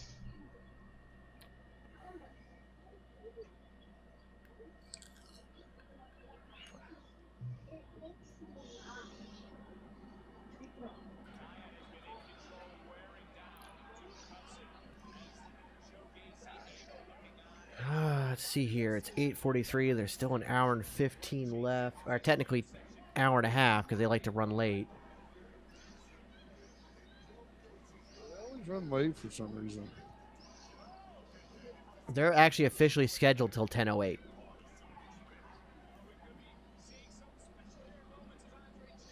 We still got the Indy Hartwell JC Jane match. We still have the tag team match with Gallus. We still have the Braun Breaker Jinder Mahal match.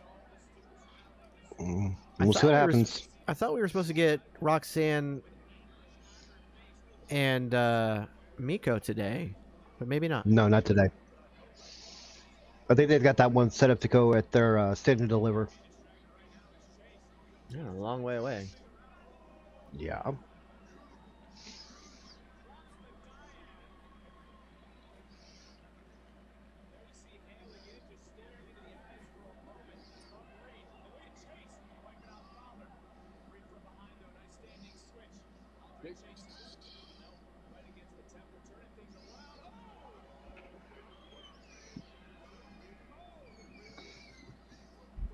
Points to the sky. If you could see a dream match with one person from the past and one person from the present, who would it be and why? Ricky the Dragon Steamboat and probably either Finn Balor or AJ Styles.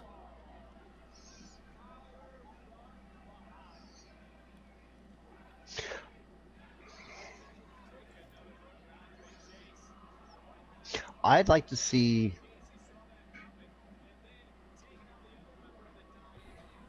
I don't know why he just hit me, but Junkyard Dog versus Otis. It's an interesting combination. You're muted, sir. Bam Bam Bigelow versus Bronson Reed. That would be a great one. Yeah, that would be a great one.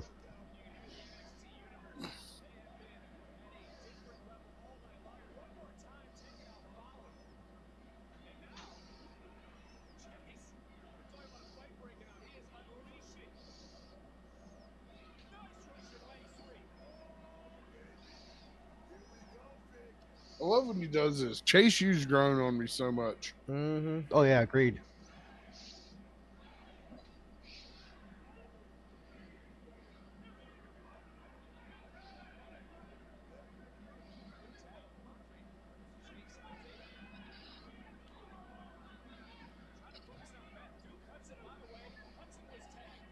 Mm.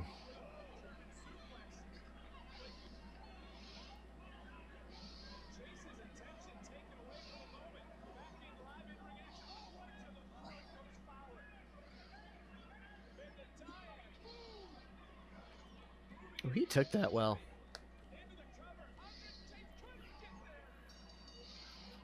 He took that well. Hikuleo, Tomatonga, and Tongaloa versus the Usos and Solo is a dream match I would want to see, says Matt Ward.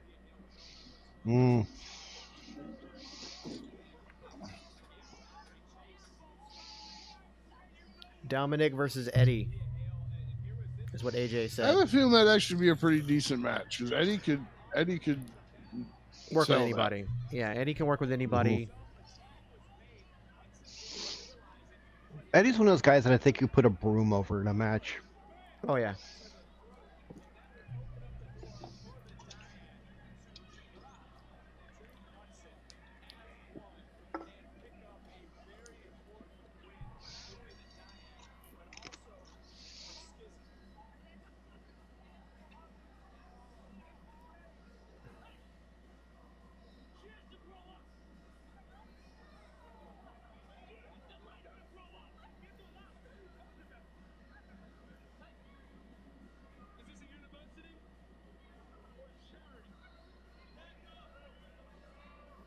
Uh-oh.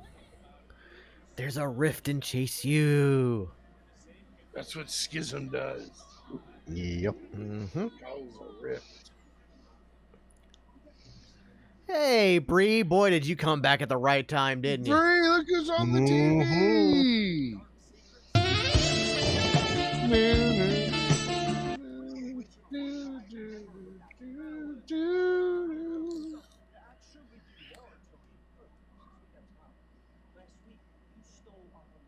How do you have, like...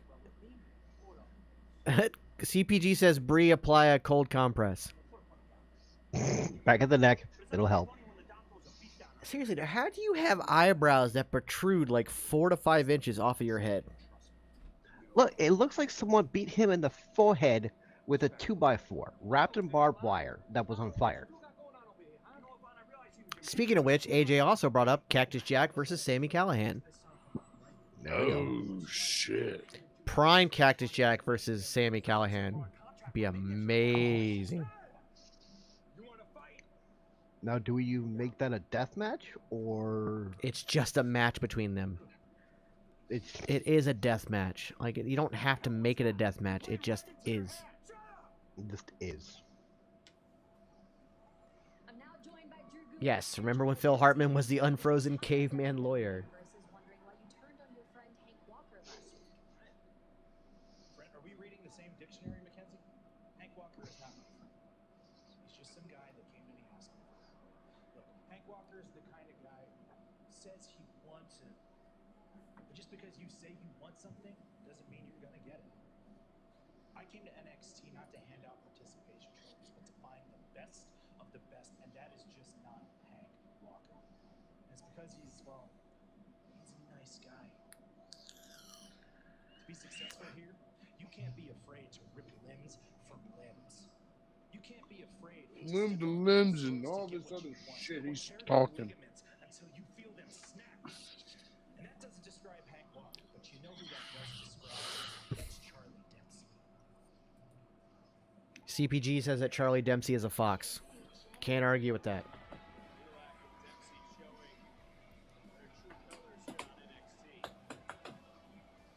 Oh, here we go. So I'm starting to get on the train, baby. Choo choo, choo choo. And you were complaining that they made the wrong person heel. Yeah, but I'm starting to get on the train now that she's broke off by herself. Kind of Being a strong, HBK. independent woman. Jax, Yeah. apply a cold compress, says CPG. To the back of the neck. Her gear is somewhat Heartbreak Kid inspired. Mm-hmm. Although it's pink and black, so it's a little bit of a, Bret the Hitman Hart inspired too.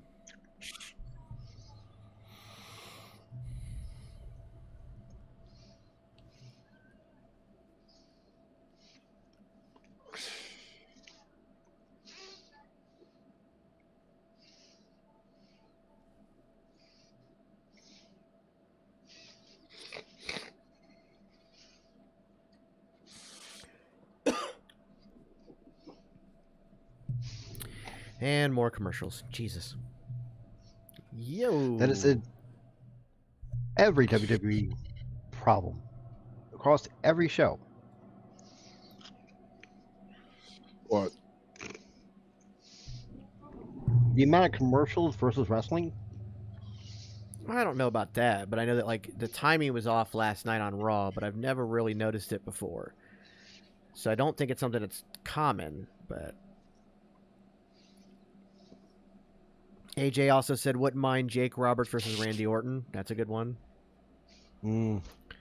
Yes, the amount of picture in the main event last night was awful. But I mean, don't forget, Diamond Dallas Page versus Randy Orton. It's another good one. Battle of the Cutters.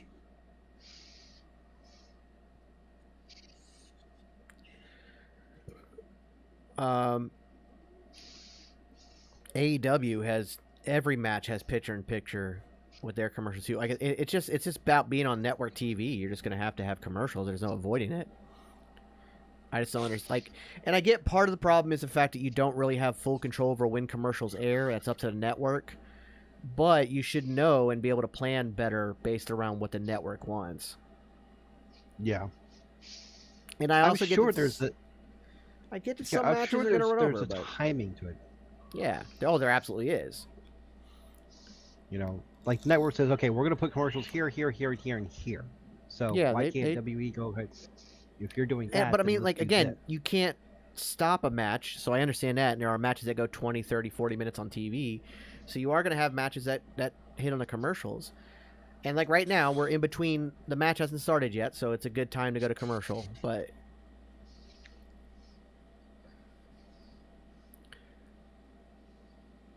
I think there's got to be a little bit better on the timing, maybe. I don't know.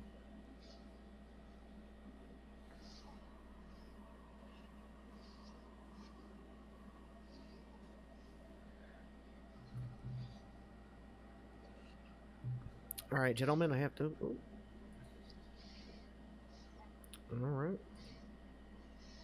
Ginger's going to step away for just a moment and take care of some family business. He'll be right back. And then actually, I have to take a phone call, so I will be stepping out once he gets back. It's all good.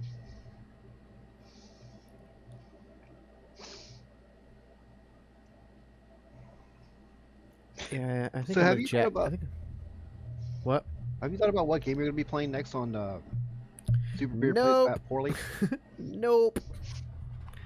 I have not. Partially because games are fucking expensive.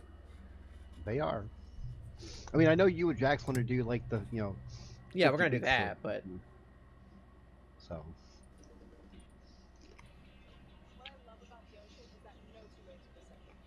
yeah, as far as any solo games, I have not yet decided. Although I know like Resident Evil 4 is gonna be coming, and that's gonna be a big one for me. yeah, Atomic Hearts dropped today on Game Pass. That possibly. might not be a bad one to get. But I think I'm just I think I'm waiting up for, just Resident Evil 4 is going to take up a lot of my time for a period. You could be smart this time and just do 6 hours. No, And if, I'll probably play it all the way through because I don't want to quit on a game. I hate stopping, so I'll probably take a Sunday and just go again. Yeah. I might even like start Saturday night after the Wrecking Crew and then just go into the game and just go.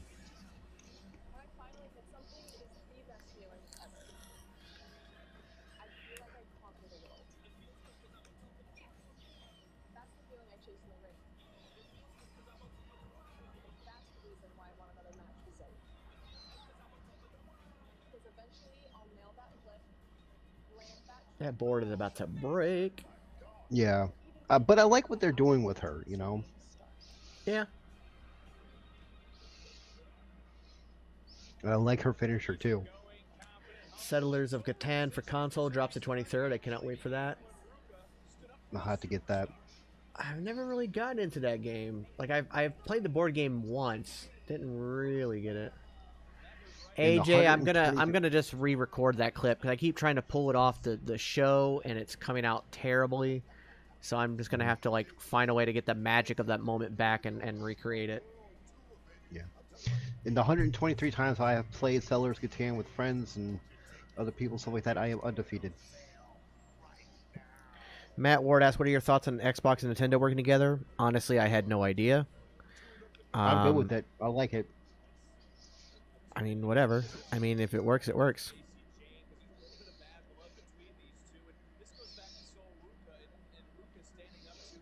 To be honest, for me, it's almost like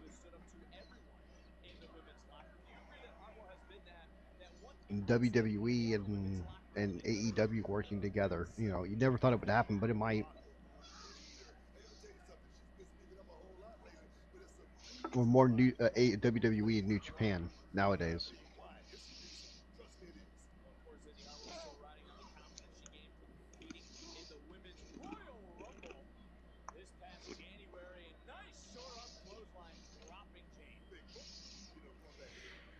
Yeah, I mean, I have to read more about it and figure out what's going on with that and what they're going to do with it, but, I mean, it could work. I agree, CPG, Indy Hartwell is main roster ready. Kind of curious as to why she's not already up there.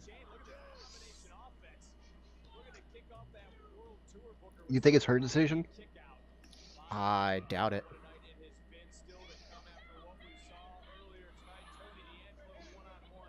It'd be very rare indeed for somebody to pass up such a massive raise in salary as well as exposure and everything else. Yeah. But I mean, the paycheck between NXT and even lower end main roster is massive. So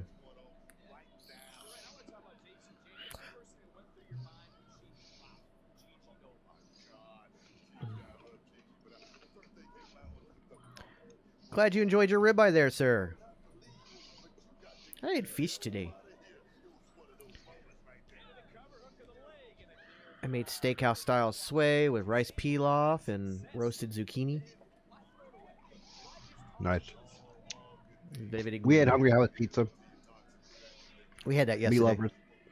I just didn't feel like cooking. Same. Oh.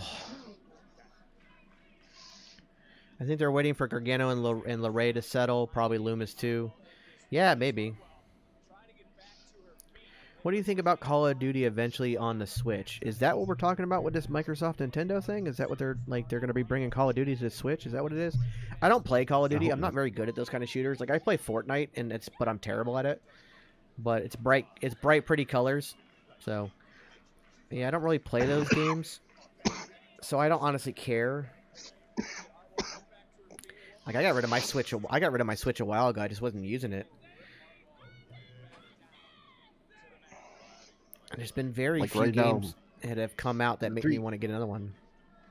Yeah, the 3 main games I play right now are League of Legends, Marvel Snapped, and Minecraft. So. Hungry Howie's is solid. The one in my hometown. Oh, that sucks, Ty. I got one right around the corner from the house. I got that and a Papa John's, all like a block away from each other. So I'm very happy.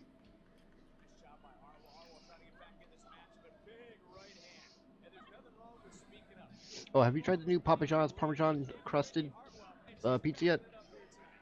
No.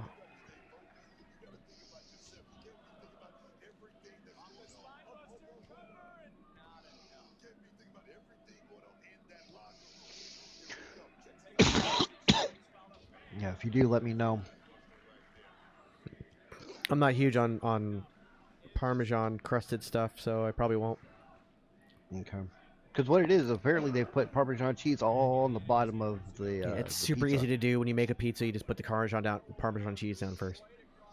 I know. Why y'all eating Papa John's in February? I didn't say I ate it in February, sir. I just said it was in my neighborhood. I ate Hungry Howie's in February. I also avoided Kentucky Fried Chicken, which I actually just avoid them on principle alone. I had Popeyes this month for fried chicken. So AJ had barbecue baked chicken and scalloped potatoes. Very nice. Nice. I miss Church's chicken. Yeah, I don't.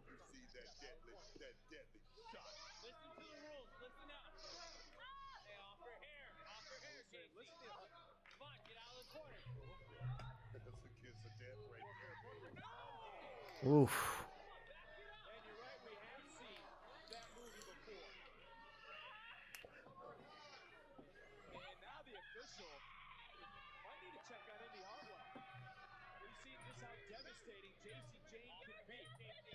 We got you, Ty.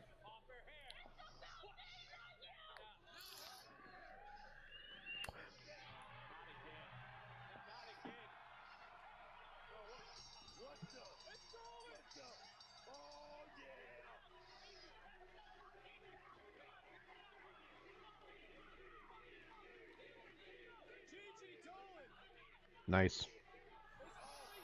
Kind of figured this was going to happen, but yeah. Yeah, Jax, come back.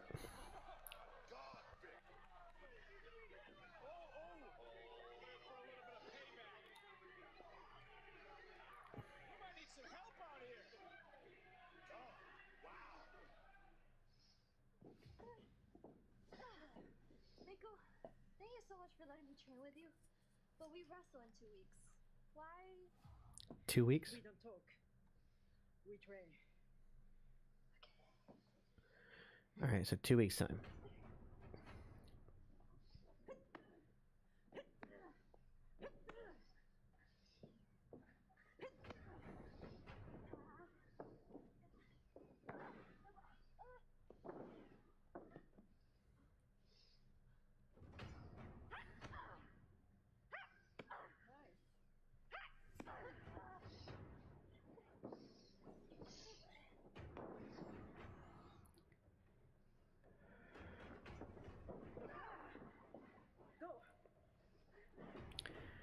I actually think this is actually kind of cool. Because while, yeah, they're going to have a match, but Miko's also getting her basically, ready for any competitor kind of thing. Yeah. You missed Gigi Dolan coming out and attacking JC Jane at the end of the match. Cat fight! All right, gentlemen, I got to take a quick phone call. I'll be back in a few minutes. The show is yours. Do not let me down. All right, burn it. Burn it all. Burn it all right now. Burn it all down. Ooh, Dallas. These are some big boys. Yeah. Honestly, I'm glad to see them back after the injuries, and I think they came back the best possible way they could. Some more WrestleMania commercials. What did you think of the Seth Becky one? I liked it.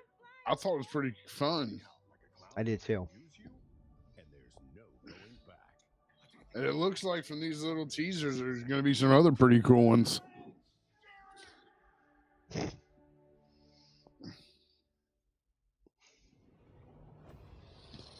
They make fun of 40-year-old version, Top Gun, Stranger 40-year-old Things, virgin. which I'm a fan of. I love Yeah. Stranger Things. I haven't watched it. This is what I live for. It's excruciating. If you have to race, but then you also have to survive. Unresponsive, 130 heart rate. Yeah, Goodfellas is gonna be the Goodfellas one's always gonna be. When they do the gangster ones, it's always funny. Yeah. For those that forge their own path and embrace what's next. NetSpend For All those who Access is forge the their best own mobile path. banking to fit your lifestyle. Manage your All right, so money you're ahead of and me your by choice like anytime, 3 seconds. anywhere. Well, that's not much. It's not bad. NetSpend All Access account. I just won't react to any pinfalls or anything until you do. When you open a It's all good. NetSpend All Access account with qualifying funding. Get started today at netspend.com/no-fee. Is it a sliced ribeye, melty cheese sauce, and fluffy eggs in a Yeah, one it's CPG. The Goodfellas ones is going to be funny. melty cheese sauce and charbroiled Angus beef? I can't wait to see if I know we got the first one in Elimination Chamber. I was kind of hoping for a different one last night, but we got the same Joker one. So hopefully Friday night we get a new one. Yeah, I can see them because we got 40 days. Yeah, So or a that's new two one every shows. Monday night. Like, Right. And I understand them replaying the Joker one again because not everybody got a chance to see it at the Premium Live chamber. event. So if we consider Monday to be the first one and we do one a week, or let's just do one a show. So that's 2 a week, 40 days. There might be some extra ones in there or replays. Yeah. And it'll work. I mean, timing wise. What's up, Einstein? My network has gone kaput. Oh, you tried to save a buck on it. That's gone kaput. Switch to Verizon. Switch to Verizon and get the new Samsung Galaxy S23 Plus watch and tablet all on Yes. Verizon. I tried everything. NXT hasn't really caught my interest tonight. All right, what else is we're here for the last segment, but honestly, it's for me, it's been a 5 out of 10 show. Yeah, it's not bad. Like the matches have been good, but it's just not like I'm not rushing to my TV to watch it. Right. Like I'm not telling people you've got to see this match or this segment and stuff like that. Exactly. You know? Yes.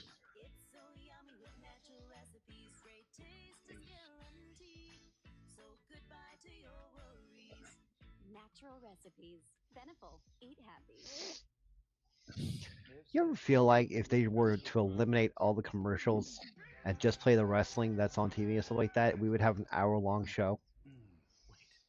Yeah, hour and 15 minutes. Is it a sliced ribeye, melty cheese sauce, and fluffy eggs? You wouldn't have that much. That's like, yeah, I think it's like an hour and 15 because Impact's that way because I watch it through YouTube. Yeah. And it's like an hour and 15, hour and 20 all the way through with no commercials, just what you see on the what's on screen. I don't give a damn about what Sol Ruka wants. If she loves the ocean so much, she can go there, stay there, and never come back for all I care. I have beaten her, and now I am done with her. But I have a question for you, Mackenzie. Why in the hell does Meiko Satomori get a title match? I believe it's now, is it because that Roxanne is such a little fangirl that she buys her flight from Japan? Then hey, let's go ahead and throw in a title match, shall we? I believe it's because Meiko Satomura is a living legend and one of the most recognizable women superstars in history.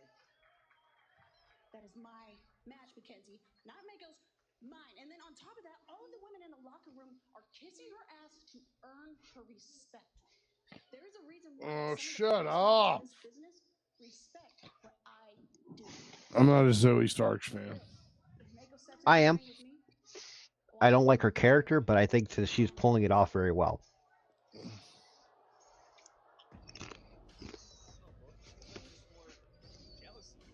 Jealous.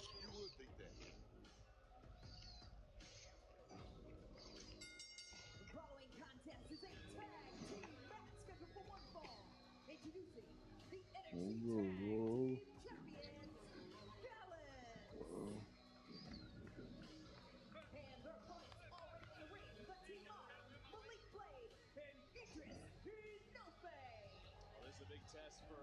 Okay, here we go. Here tonight, taking on the NXT Tag Team Champions. And Gallus got one over on Pretty Deadly last week. I thought Pretty Deadly a little wiser before entering a pub and trying to challenge Gallus to anything. I like everything about these Gallus I'll boys. challenge Gallus. I mean, 4 months, right? 4 months So on the what? show. A beard off? A month back, and now they're the NXT Tag Team Champions. Let me know they Nah. got a mindset coming into this thing.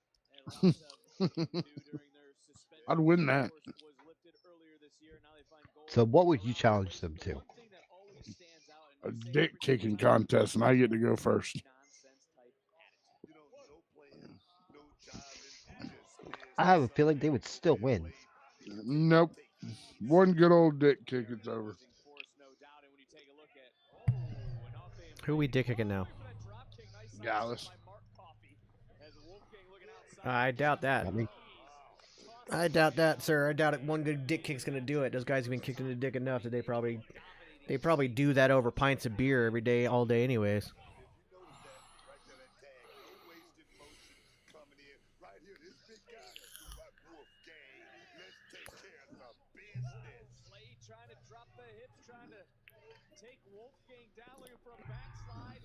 Goes an alternate route, goes up over, loses his footing. And that momentary lapse allows Wolfgang to just throw down Slade in that moment, and now tagging back in. So they added the Tony D'Angelo versus Von Wagner match to tonight's card as well. Ooh, let me jump up out of my seat for this one. Yeah, I know, right?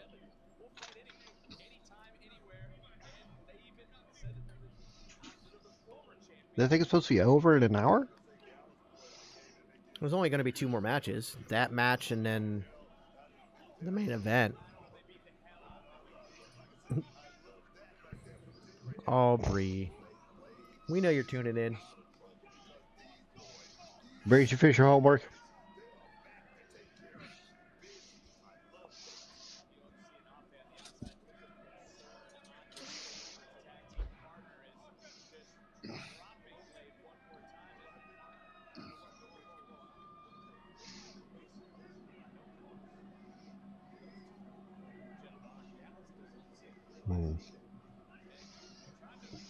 Refocus our attention on the moment, on the matchup.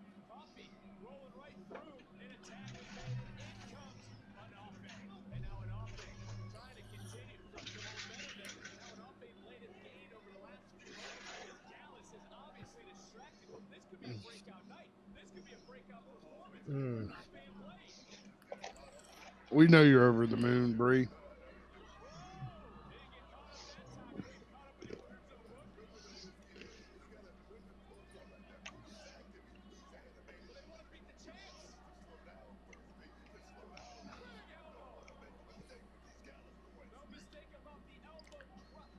Well, you gotta love how he just trolled the entire internet into thinking he got a massive WWE logo tattooed on his chest.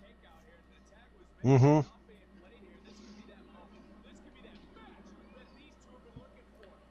Something seems to be off, though.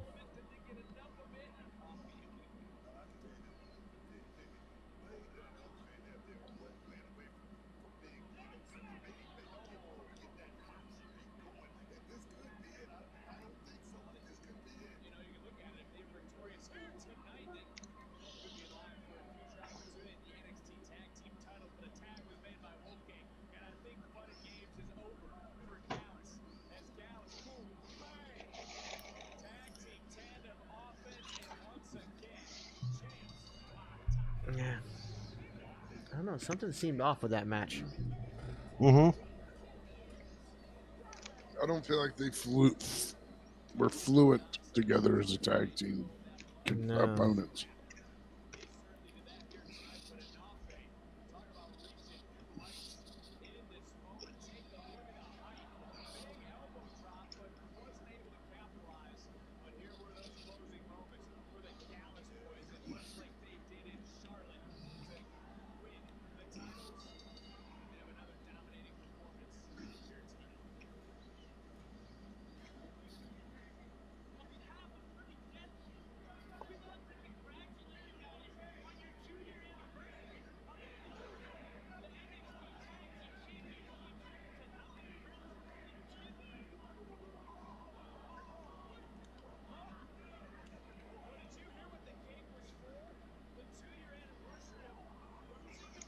What a waste of a good cake.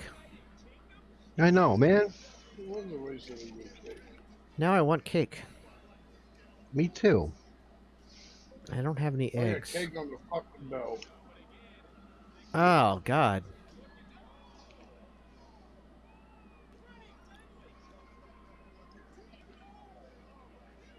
Ooh, shit.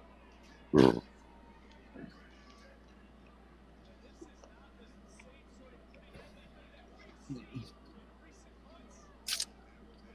know, they ever wanted to make Pretty Deadly a major faction? No. Hear me out. Listen. If NXT, or let's just say Pretty Deadly gets released from NXT and needs a job somewhere, I can see Pretty Deadly teaming up with Dalton Castle. Yes. 1,000% yes. Mm-hmm.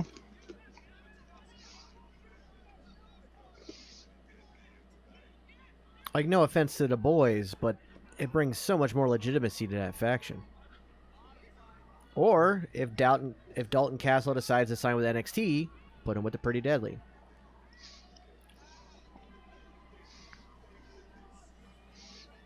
Although I do think Dalton just recently re-signed with Ring of Honor. Yeah, he signed a lucrative deal. Yeah. As well he should, because he's awesome. He deserves it.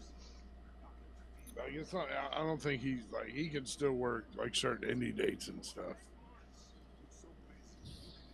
Well, that was usually that's a pretty standard Ring of Honor contract. Those guys worked indie shows as well. Like, there was very few guys that were like Ring of Honor exclusives.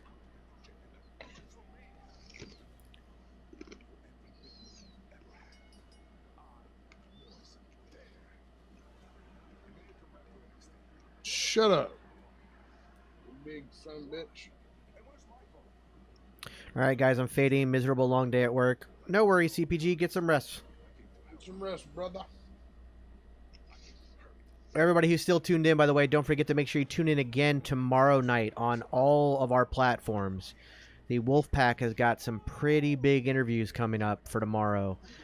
Nate Slater is going to talk about what happened this weekend and whether he got his title back or not. We've also got Aish Tavaria, acclaimed bootmaker to many wrestling stars, and he could very well be bringing a very special guest with him onto the show.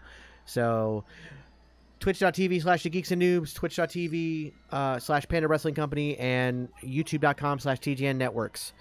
It will be on at 9 p.m. Eastern tomorrow night. We also might very well have a very special presentation tomorrow before the show. Just waiting to see if it comes through. We're hoping. Wolfpack tomorrow, Beard See You Thursday for all things quantum. Absolutely. Thursday afternoon, Thursday for the Geeks and Noobs podcast, our flagship podcast on the Geeks and Noobs. We'll be talking all things Quantum Mania, full spoilerific review of the movie. And just as a quick teaser, I thought it was pretty damn good.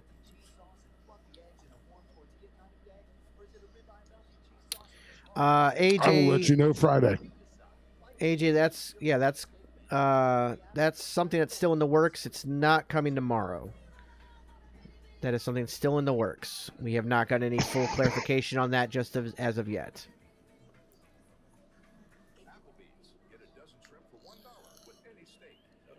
I totally forgot about that. I'll be completely honest.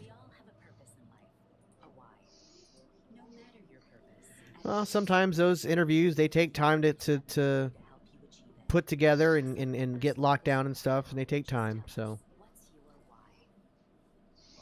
Scheduling's a big thing.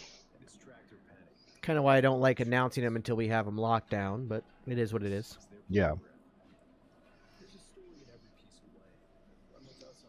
No, I agree with you on that one.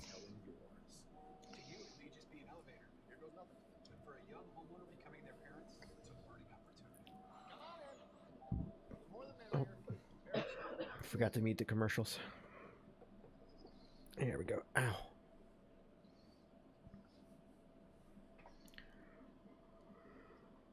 Oh, excuse me. Oh. Unfortunately, I'm running off of 2 hours of sleep in 3 days, so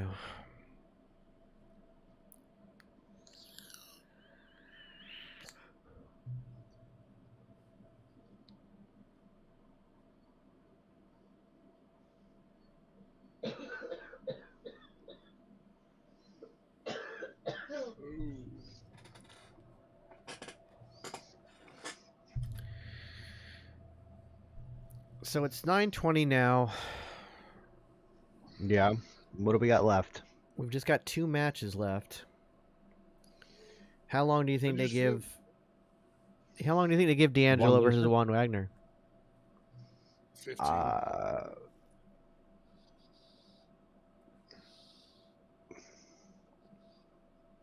I would say 15 as well. 10 to 15. Yeah, because you imagine 9:20 now. The show actually goes to 10:08. So we're looking at math all of a sudden like 48 minutes. Obviously with commercials and whatnot, but they got to give Tony and Vaughn some time because I don't expect Jinder and Braun Breaker to go for 35 minutes. They could have a 30. Well, you got to add in the 300 minutes of commercials. Plus any backstage stuff. Yeah, but the main event will get picture in picture again. So they'll, they'll be going.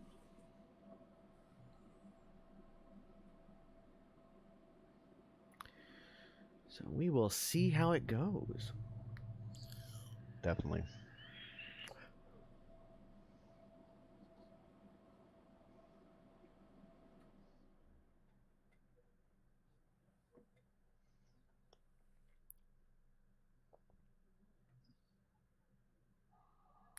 I really hope Freddie Prinze Jr. is able to get his wrestling promotion off the ground.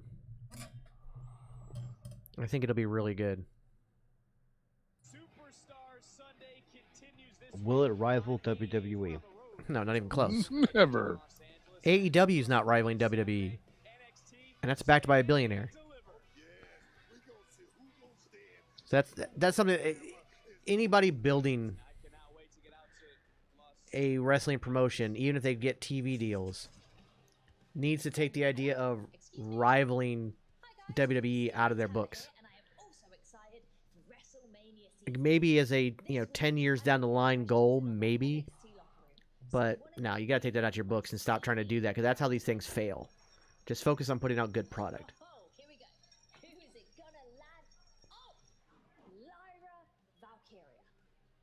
Your questions in.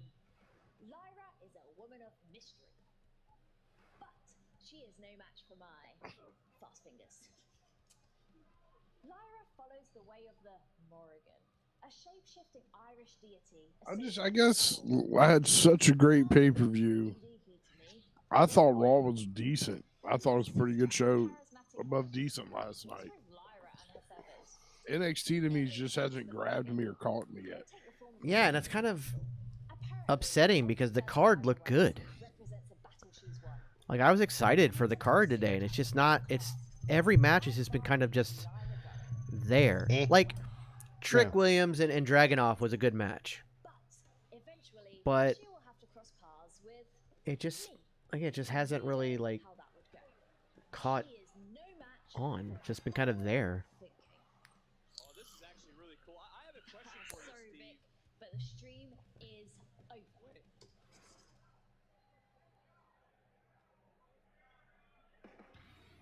I had a question. You got no stroke, man. Oh, here we go. At least like we get. Oh, so he's doing this Viking gimmick now. Yeah, kind of.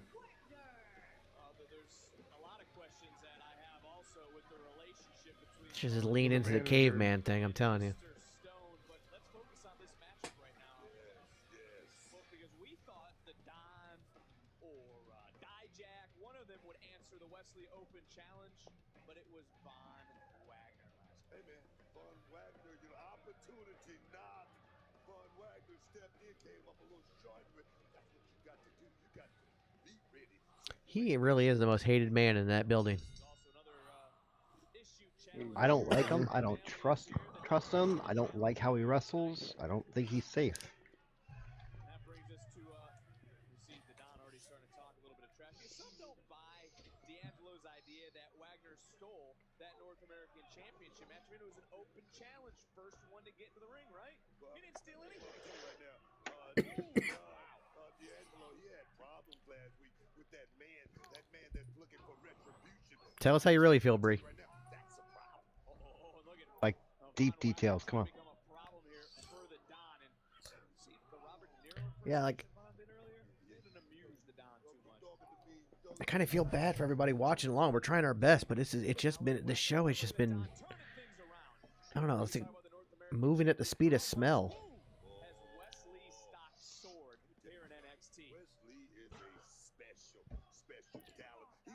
Needs Like to go nothing's live grabbed with our Oscar. attention. Yeah, it's just like I said, everything's just they've just been there. Like it's just every match has just been there.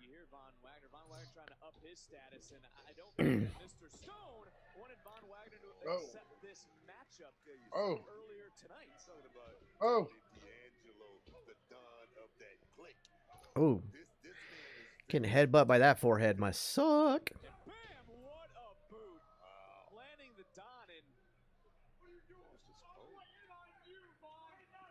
I'll be right back. Okay. Okay.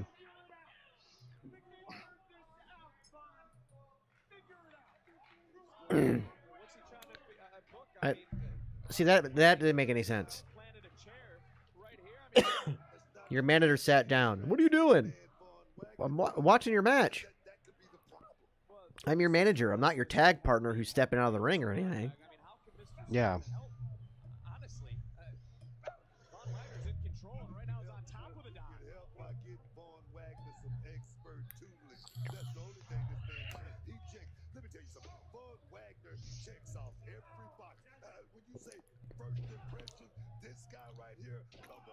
Shut up, Booker T.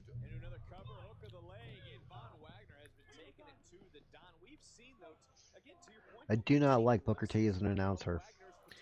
Yeah, I don't either.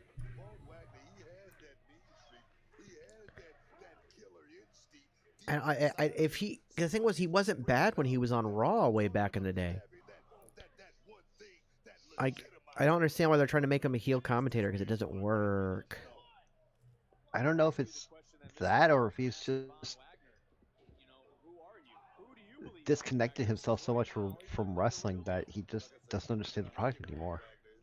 But he's really not disconnected. He runs a promotion. He still wrestles in that promotion. Some of his, Roxanne Perez is right out of his school and everything. Like he's not disconnected True. by any stretch. I don't know. I just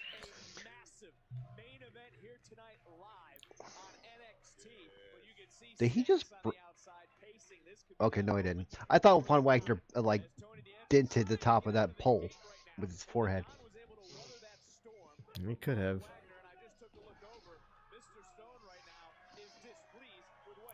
But you can tell even the crowd's really not into it. Like, they're trying, but yeah. You're not missing a whole lot, AJ. I'm gonna be honest with you. And that's because NXT has been so good in recent memory since we kind of started doing these watch-alongs. They've been really good. This episode has just been kind of just lackluster. Like I said, even the crowd's not really into it. Honestly, out of all the matches so far, I mean, the only one I would recommend is the Dragunov one. Yeah, the match that started it, and that then match after didn't that, even it's go. That match barely went 5 minutes. Yeah.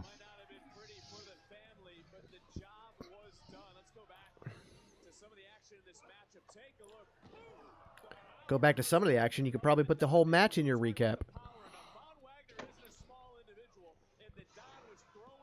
Honestly, if you want to watch this episode, just go to YouTube, watch whatever WWE puts on there.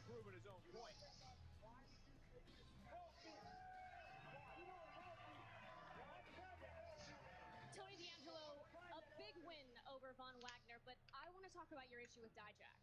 Well, Kelly, we can get to that in a second.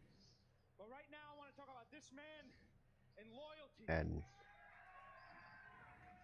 see, last week, he had the opportunity to take the open challenge for the North American Championship or have my back, and he chose family. Sorry, I think tickets, they opened up more availability for NXT to, Friday night. Are they available? Ouch. General Admission says they are.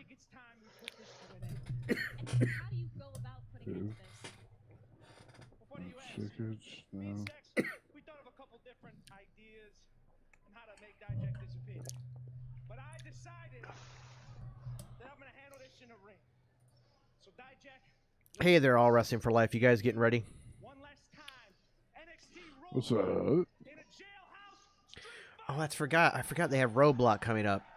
That's in 2 weeks. That's what it is. Listen, when it's all said and done, It's a Tuesday night, but it's like one of their special Tuesday night episodes. Yeah. you got 7 days to answer. Don't make me go Okay, first. so I need to clear my shopping Madonna cart. issuing another challenge, this time to Dijak for a jailhouse street fight at Roadblock. 2 add tickets. Nikita One, Lyons, three, the I'm NXT not. Universe is happy to see on the road to recovery, but Jailhouse street fight. Mm-mm-mm. is there anything that you can tell us about that night? You know, it was a successful surgery. No, The address doctor said I'll be boom. out for probably 11 or 12 months, but my goal, I'm gonna be back in that ring before. I love. You know what I love is when Google saves everything. Who it was, but I was clipped from Yeah. behind. One moment I was walking out, the next I was down. I know there's a lot of suspects, but Why is anybody still talking about you? All this is wasted TV time when it could be dedicated to the center of the universe. you sound real sus right now. Everywhere I keep clicking for tickets, it keeps saying there's no information available. Oh, please. On the list of Go to the important things website. to do with my life, attacking you in the parking lot ranks at the bottom. Actually, yeah, below the bottom. What's below the bottom? Besides, if it were me, you wouldn't be on the shelf for a year. You'd be out permanently. I just had a Tiffany epiphany. What if you vanish from NXT for a full year? Ready? Go. Toodles.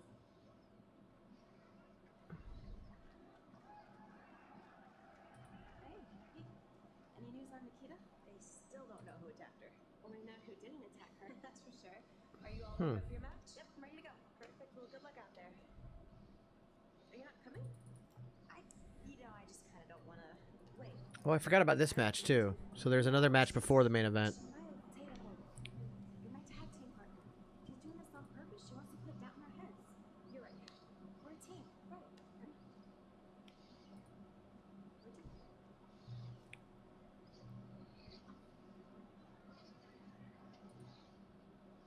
This Black History Month, WWE celebrates the true community champions. Those whose mission it is to enrich. So we have one more match before the main event. No wonder that match only went 5 minutes. The men and women who have spent 25 years providing knowledge, skills, and courage to make sure all individuals and identity groups are valued. I still think you put Shayna Baszler, Ronda Rousey, Ivy Nile, and you grab Sonya Deville together in a group. You let them run rampant. Sunday, the Premier League is on USA.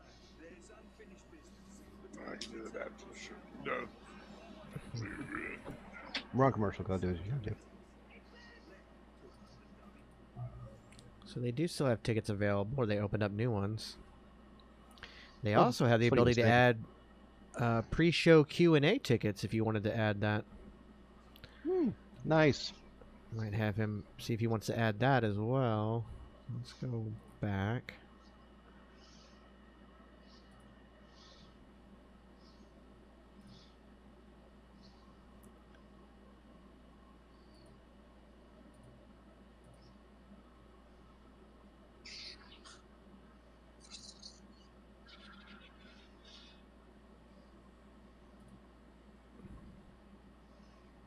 And that pre-show is twice as much as a damn general admission to the damn show.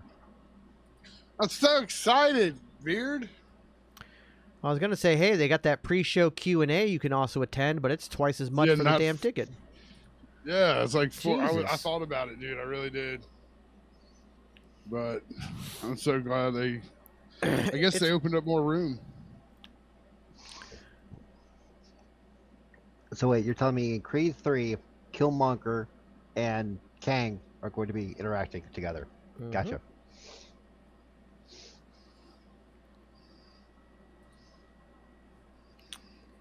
Matt asked, does Becky and Lita win the titles on Monday just so WWE has a way to do Becky versus Ronda at Mania? I don't think that's the plan. So, a little bit of inside baseball. Trish Stratus was there at the show on Monday Night Raw. She was supposed to come out and help even the odds against Damage Control. They scrapped that last second because I believe they're trying to get the titles off of Dakota Kai and Io Sky. But either that or Bayley interferes in the match. Trish Stratus makes the save then, and then it becomes a 6-woman tag match at Mania. I think that's the plan. I could be wrong, though.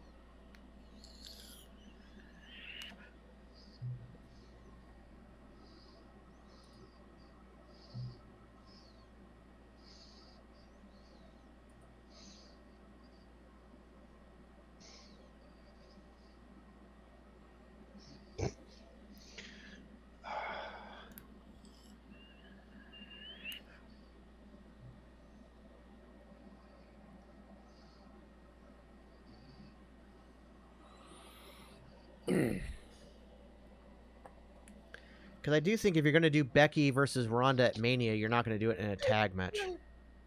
I thought about that. I should have done that. But you can't buy them separate. You have to buy them as an add-on. Yeah. But also, like, what kind of questions are you really going to get in? If it's something they just open to the public to buy tickets to. You know what I mean? Yeah.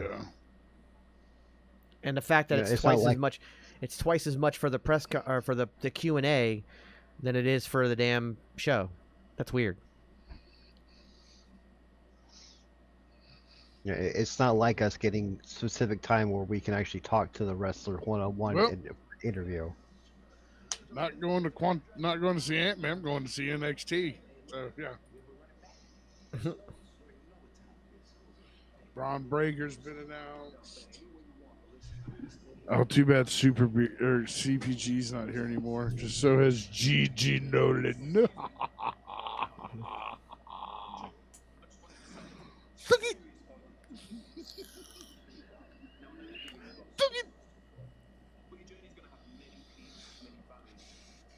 She's gone with a kind of strange Bang style haircut for her new look. It's going to take some getting used to.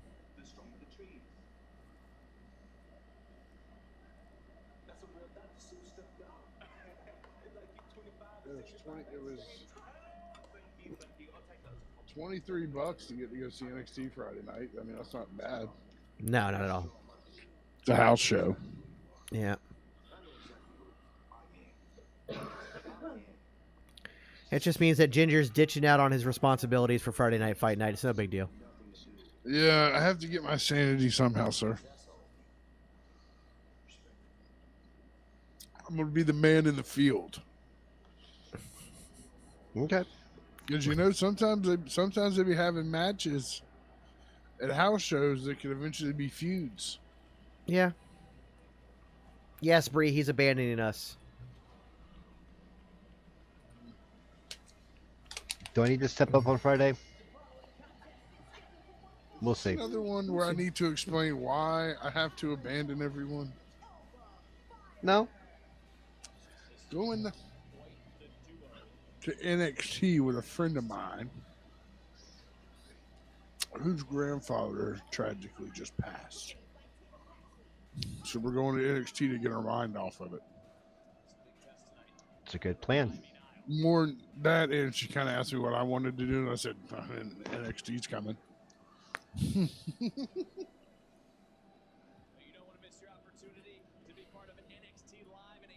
Right there, baby. Jacksonville and Lakeland.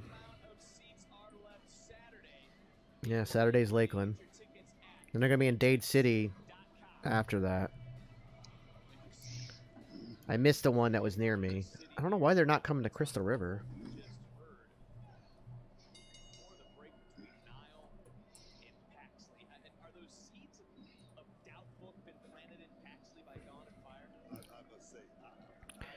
They're going to be Dade City. They're going to do Jacksonville, Lakeland, Dade City, St. Petersburg, Sanford, and then Largo.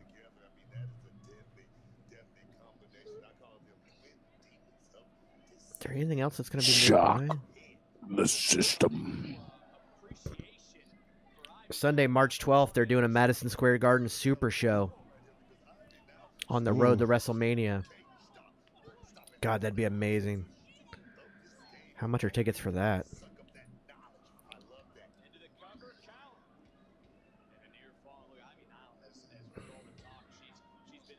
Show starts at 7:30.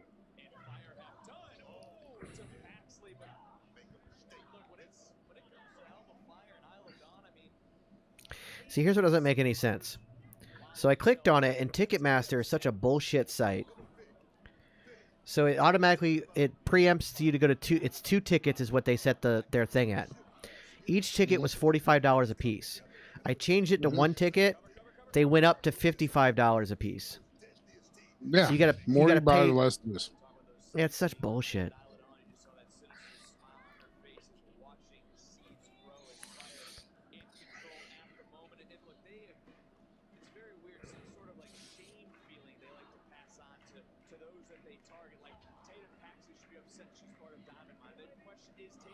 Good Lord.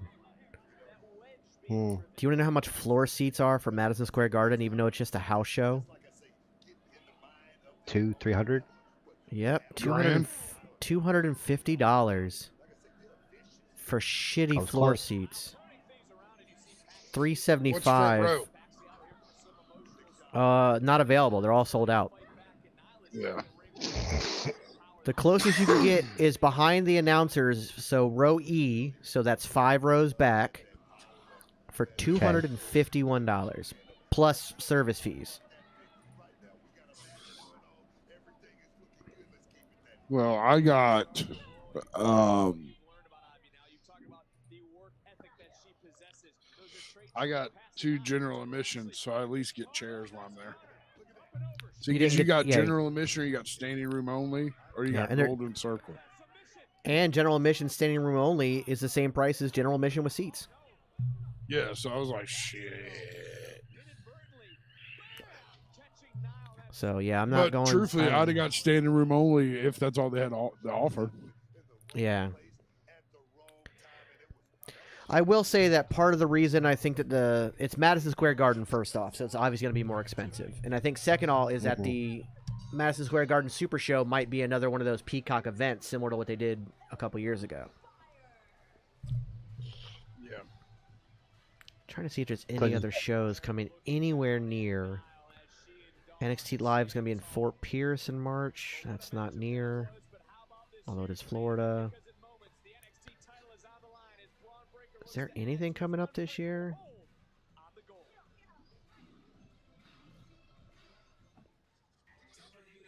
That match didn't last long. We're going to give these boys like 18 minutes. Mm-hmm.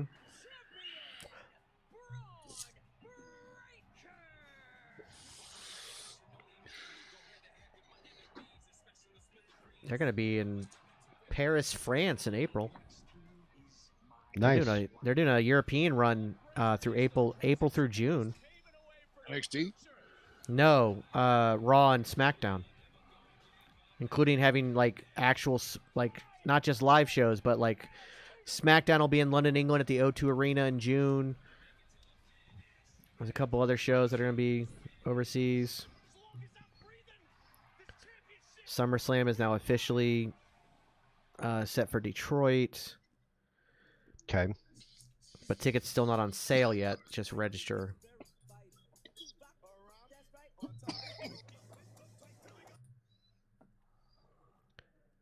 So we'll have to see. I was looking to see if there's any other shows coming up. It's going to be awkward, man. I'm going to have 2 nights in a row off. Just because I know nothing about Quantum Mania. That is true. You're not going to know what to do yourself, sir.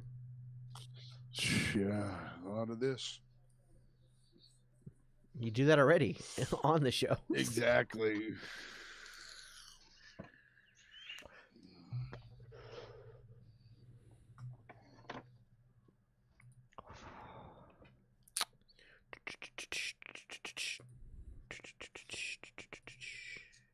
I'm probably, truthfully, you know what I'm going to do Thursday night?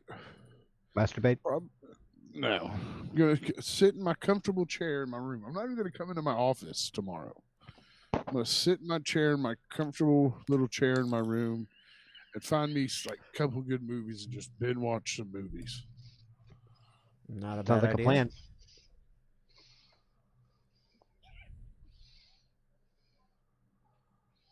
Sometimes you just need to recharge the batteries. Yeah.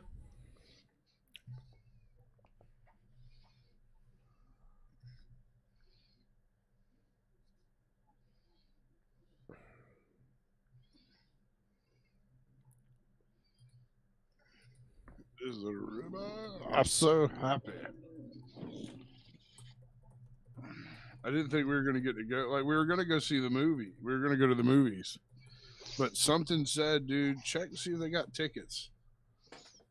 Because every now and then they will open up, like, extra seats. Yeah. And they just happen to do it. But I will be taking pictures, and if I can bump into someone in the bathroom, I'll let you know. Sounds good.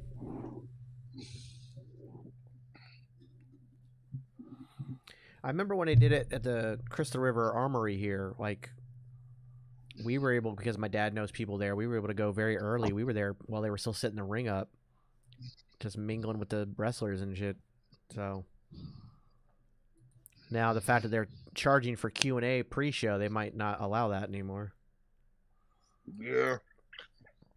That is insane to me. Mm-hmm. Well, it's Just also a way weird to to make have more money. to have an open public Q&A. Like it's kind of weird.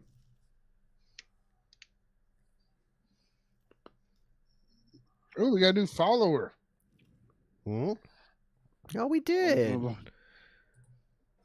Scarlet Rose is now following. Thank you for the follow, Scarlet Rose. Thank you for the follow. We really greatly appreciate it. Welcome aboard. Welcome to our community of Misfit Toys. Yep. And also, as a reminder for everybody who is watching, make sure you open up some extra tabs. Make sure you're on twitch.tv/Panda Wrestling Company. Open another tab, twitch.tv/The Geeks and Noobs. And open up a third tab, youtube.com/TGN Networks. Give a follow at all of those. Subscribe over at YouTube. If you're feeling ever so generous, subscribe to one of those Twitches. Use your Prime on the other one. Make the billionaires pay for it.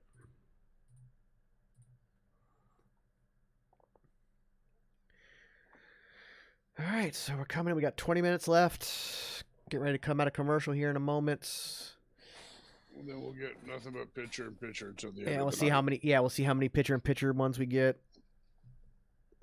And don't forget, since we just had a new follower, that the PWC is home to a lot of different shows.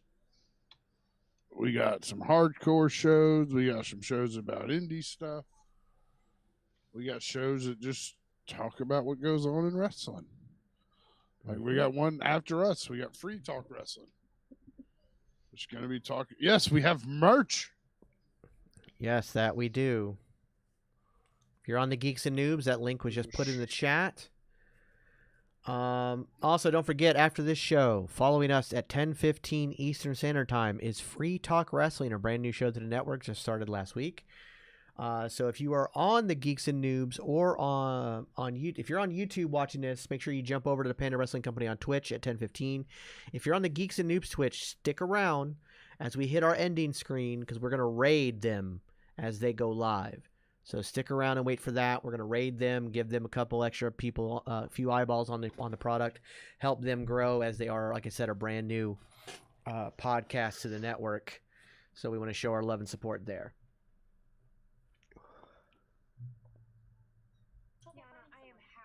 For you and Brooks. Believe me, I believe you're telling the truth. As long as you believe me, believe you have a brother, I saw him. Believe I have Brooks' best interest at heart. Partners. Partners. I just don't know. Wesley, a I don't know what to wear Friday night. open challenge last week. I mean, you're going to a wrestling show. What would you normally wear?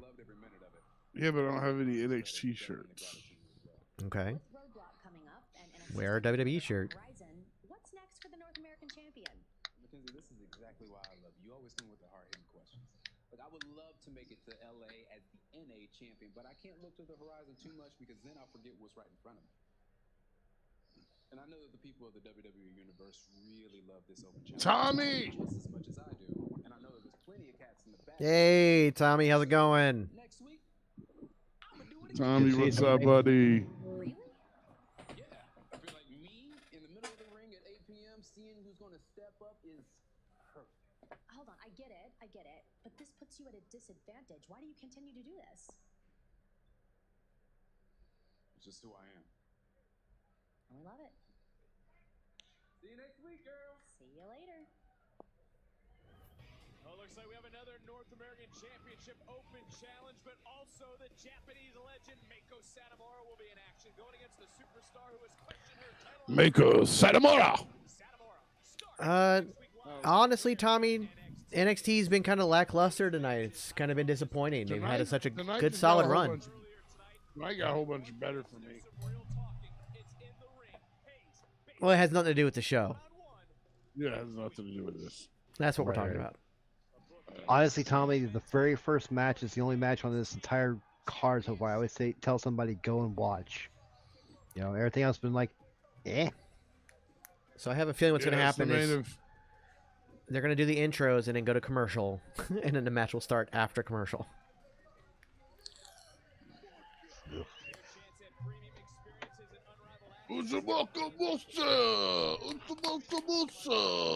Do we see Indo Sheer interfere? If they do, it'll be for a disqualification. Like, it won't be... Like, Ginger's not winning. Let's make that very clear.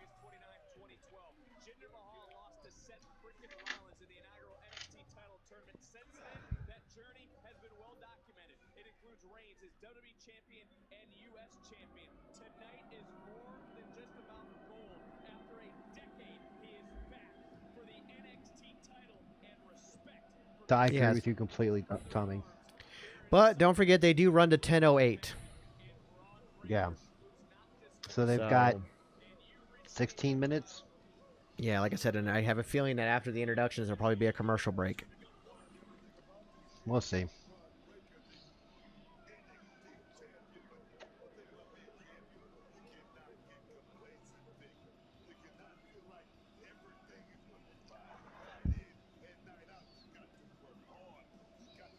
I feel like Braun Breaker gets his gear at a laser tag store.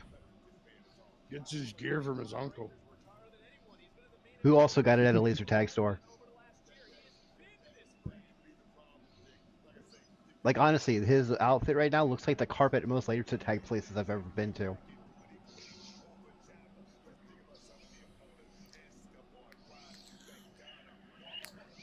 Does Braun Breaker become Steiner when he comes up to the main roster? They probably won't change his name. I think the days of, like, massive name changes is over. Because it's also stupid to build somebody up on NXT just to change their name and gimmick and everything on the main roster. Yeah. Good point.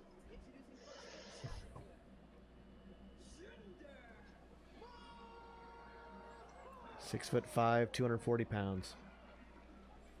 Big dude. Big old boy.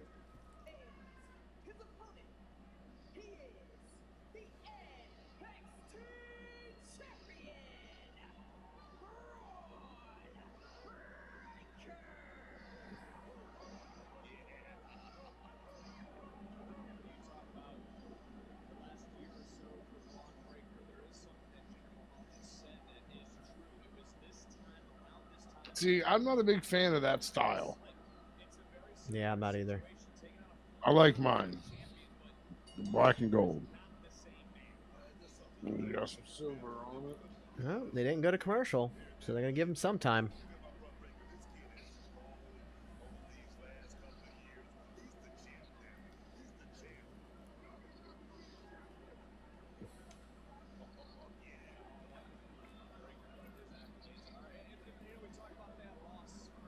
Still really only about 10 to 12 minutes, though. Mm-hmm.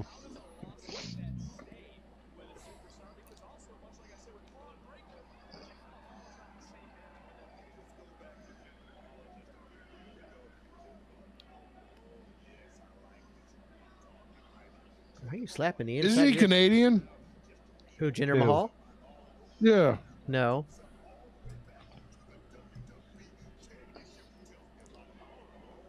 He wasn't born in Canada, anyways. He might have been raised there, but he wasn't born there. He was actually born in India. I know there was one character they played like a foreigner, but he was from Canada. That's very common. Most of the Russian characters we saw in the 80s, none of them were Russian.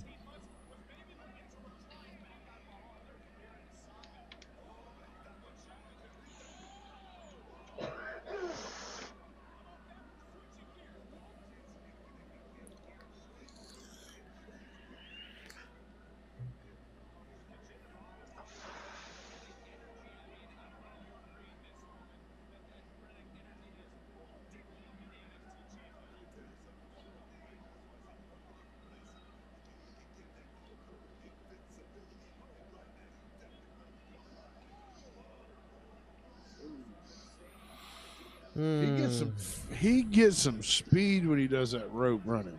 Yeah. There's the Creed brothers stopping the interference. Roddy Piper is Canadian and related to the Harts too. Yeah, he's like a cousin of the Harts or something. But yeah, he's Canadian. Oops, he's not. I mean, but he's of Irish descent. First picture of the match. Yeah. The only reason there may not be 3 pitchers in this match is because there's not enough time to do 3 with your commercial breaks. Yeah. In fact, this is technically the last commercial break of the show. Yeah. Because they don't do another one after 10 p.m. until the show's over.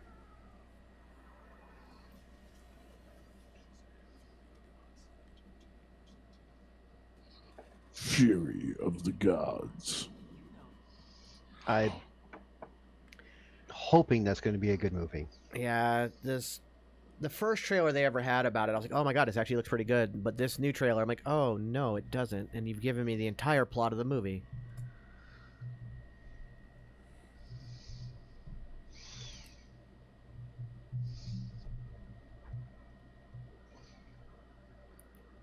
Yes, the bigger version of the Singh brothers came out. They came out with them.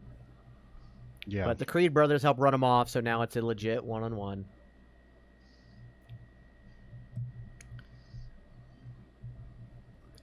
Now, weirdly, Braun is working over his arm, but none of his moves affect the arm. Like, none of his, like, big moves affect the arm. So I don't know why he's working over the arm. What's Ginger's finisher? Ginger's is the Kolosk. It's a type of... It looks like similar to a Cobra Clutch. But he turns it... It's a Cobra Clutch into a slam. But it's not... It's... I don't know. I don't know why Braun's working over...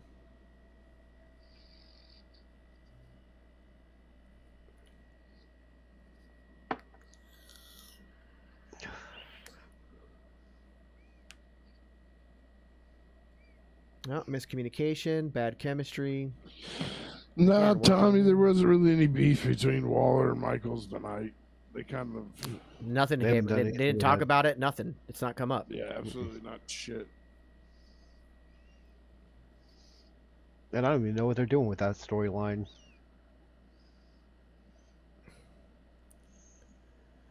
I mean, there might be a very small chance, and I mean very small, that Sean wants one more match to kind of erase that crap that happened over in Saudi Arabia. Somebody brought the comment that maybe Michaels brings somebody in to wrestle for him. I don't know who that would be.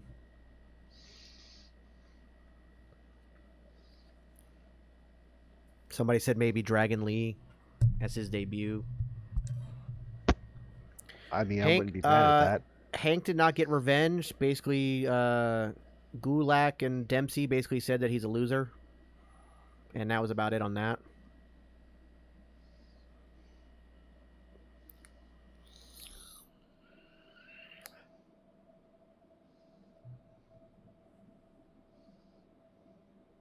These guys have no chemistry whatsoever.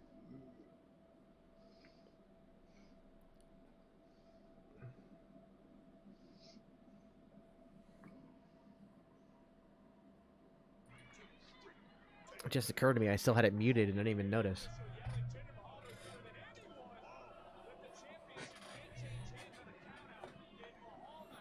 I have no idea, to be honest, Tommy.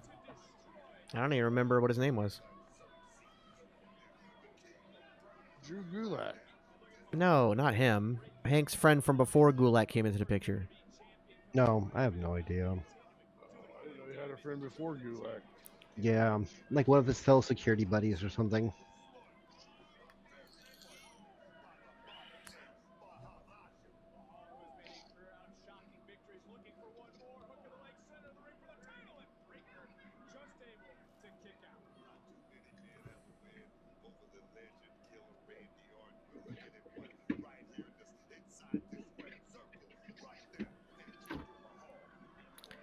When was the last time somebody called Randy Orton a legend killer?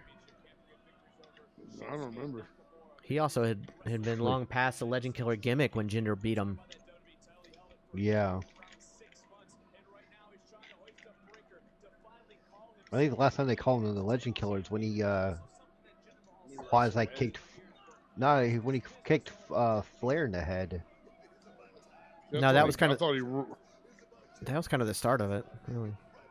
See, I thought he referenced being a legend killer when him and Edge did the greatest tag team. I don't think he physically called himself legend killer, but I think he referenced it. Yeah, maybe. Man, when I'm talking about that guy, he wrestled I think last week, but he hasn't. He's been doing mostly like NXT level up stuff.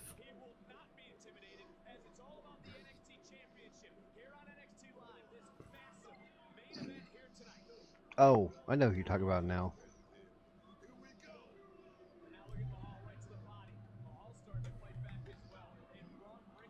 Sammy XO43, thank you for the follow. I don't know. It was Shake it for the follow. Shake it for the Tommy. follow. I don't remember what his name is. It was something flamboyant though.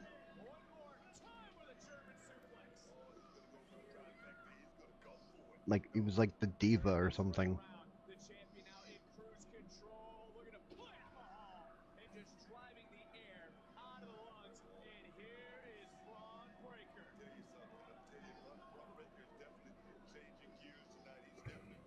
Why?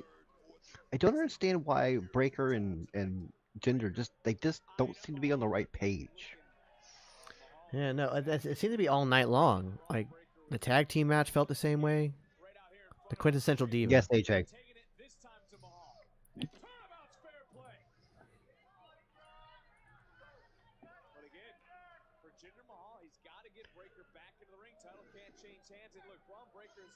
Champion, he doesn't want to count out victory. He wants to earn it, but he might have just got knocked out. Ran into a stiff knee right there by Jinder Mahal. Like you said, Vic, that could be it.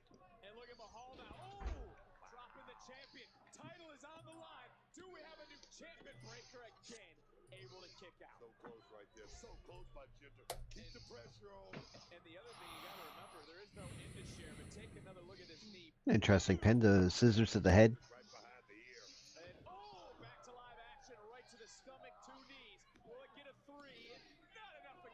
Ooh, right on the temple area. At the last moment, Jinder Mahal is taking it to Braun Breaker here tonight. I think we might have a new champion here tonight, Vic.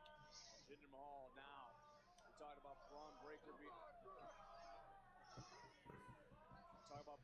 in the driver's seat moments ago, but now it is Jinder Mahal. And Mahal might have regret what he just did. There you go, Tommy. Quincy Elliott, the quintessential diva. Like that tactic right there. You don't want to try to, embarrass someone like Braun Breaker. Breaker, what? Breaking! Spider! He didn't get all of it, but he certainly got enough of it to rock Mahal. The challenger now, maybe not realizing where he's up. Gets hoisted, gets dropped. Breaker, cover, counter retain. The fuck was that? Like I said, not the same page. I don't know. I just don't get it. Braun has been taken to the limit. What a championship match this has been for the NXT title as Breaker. Go for that bulldog. He's going high risk. He's going to go for that bulldog. Will it pay off? And Mahal, of course, the veteran, had it well scouted. And now Mahal. Could we have another shocking victory? I'm feeling it. Lock in, trying to draw. Nice counter this time by Breaker. Right, boom, spear. Sudden impact. Breaker. Really? That's how that's. Okay. Okay. Hey, Jamie. Yeah. We're going to send it off to Free Talk Wrestling here very shortly. They're going to be starting in just a few minutes. If you can, stick around.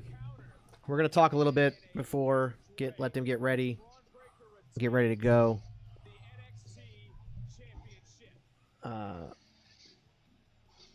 Yeah, I think even Braun knows it wasn't a good match. Like, he's shaking his head. Yeah.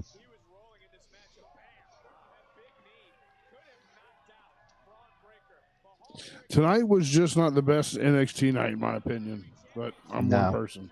And I just No, I agree with you. Felt like something was just off with everybody. I don't know.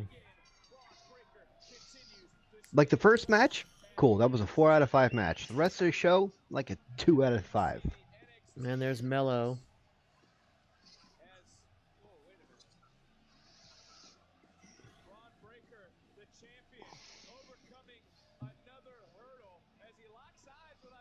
What's he doing?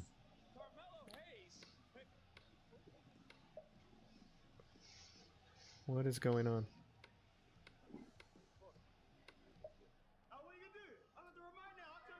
Oh, well, there's your Grayson Waller moment. Hey, Mr. Michaels, you shut your mouth, Bob. You won't let me on the show tonight, huh? But that's okay, because I took a play out of the old DX playbook. And I took over the production truck, didn't I, idiot? Do not press that button. Because I'm the new main event. I'm the new showstopper. You're Mr. WrestleMania? Well, I'm Mr. Stand and Deliver. And that's going to be my show. And no one's going to hold me back. Not even you, because he's going to try. So how about we talk about it? Say in 2 weeks at Roadblock, on a very special episode of the Grayson Waller Effect, featuring the Heartbreak Kid, Shawn Michaels. So what do you say? Me and you, face to face? Get out of my way. I'll run this. Don't tell me what to do. Just make. Okay. That was an interesting. That was an interesting ending to the show. We are about to get a stare-off between Carmelo Hayes and Braun Breaker, and they cut that off for Grayson Waller to call out Shawn Michaels. In 2 weeks' time, by the way, not next week. All right. Okay. Well, on that note, this has been Wrestling with Toxicity and the NXT Watch Along. I am your host, Super Beard Vince Hoover, joined as always by Super Bro Booker Jason Hoover and the Ginger Ninja Jaxpo. Ladies and gentlemen, stick around. If you're on the Panda Wrestling Company, keep an eye out. Free Talk Wrestling is next. If you're on the Geeks and Noobs Twitch, stick around. Stay on that ending screen. We are going to raid the PWC. Ladies and gentlemen, that is going to do it for our show, and we will see you guys next week.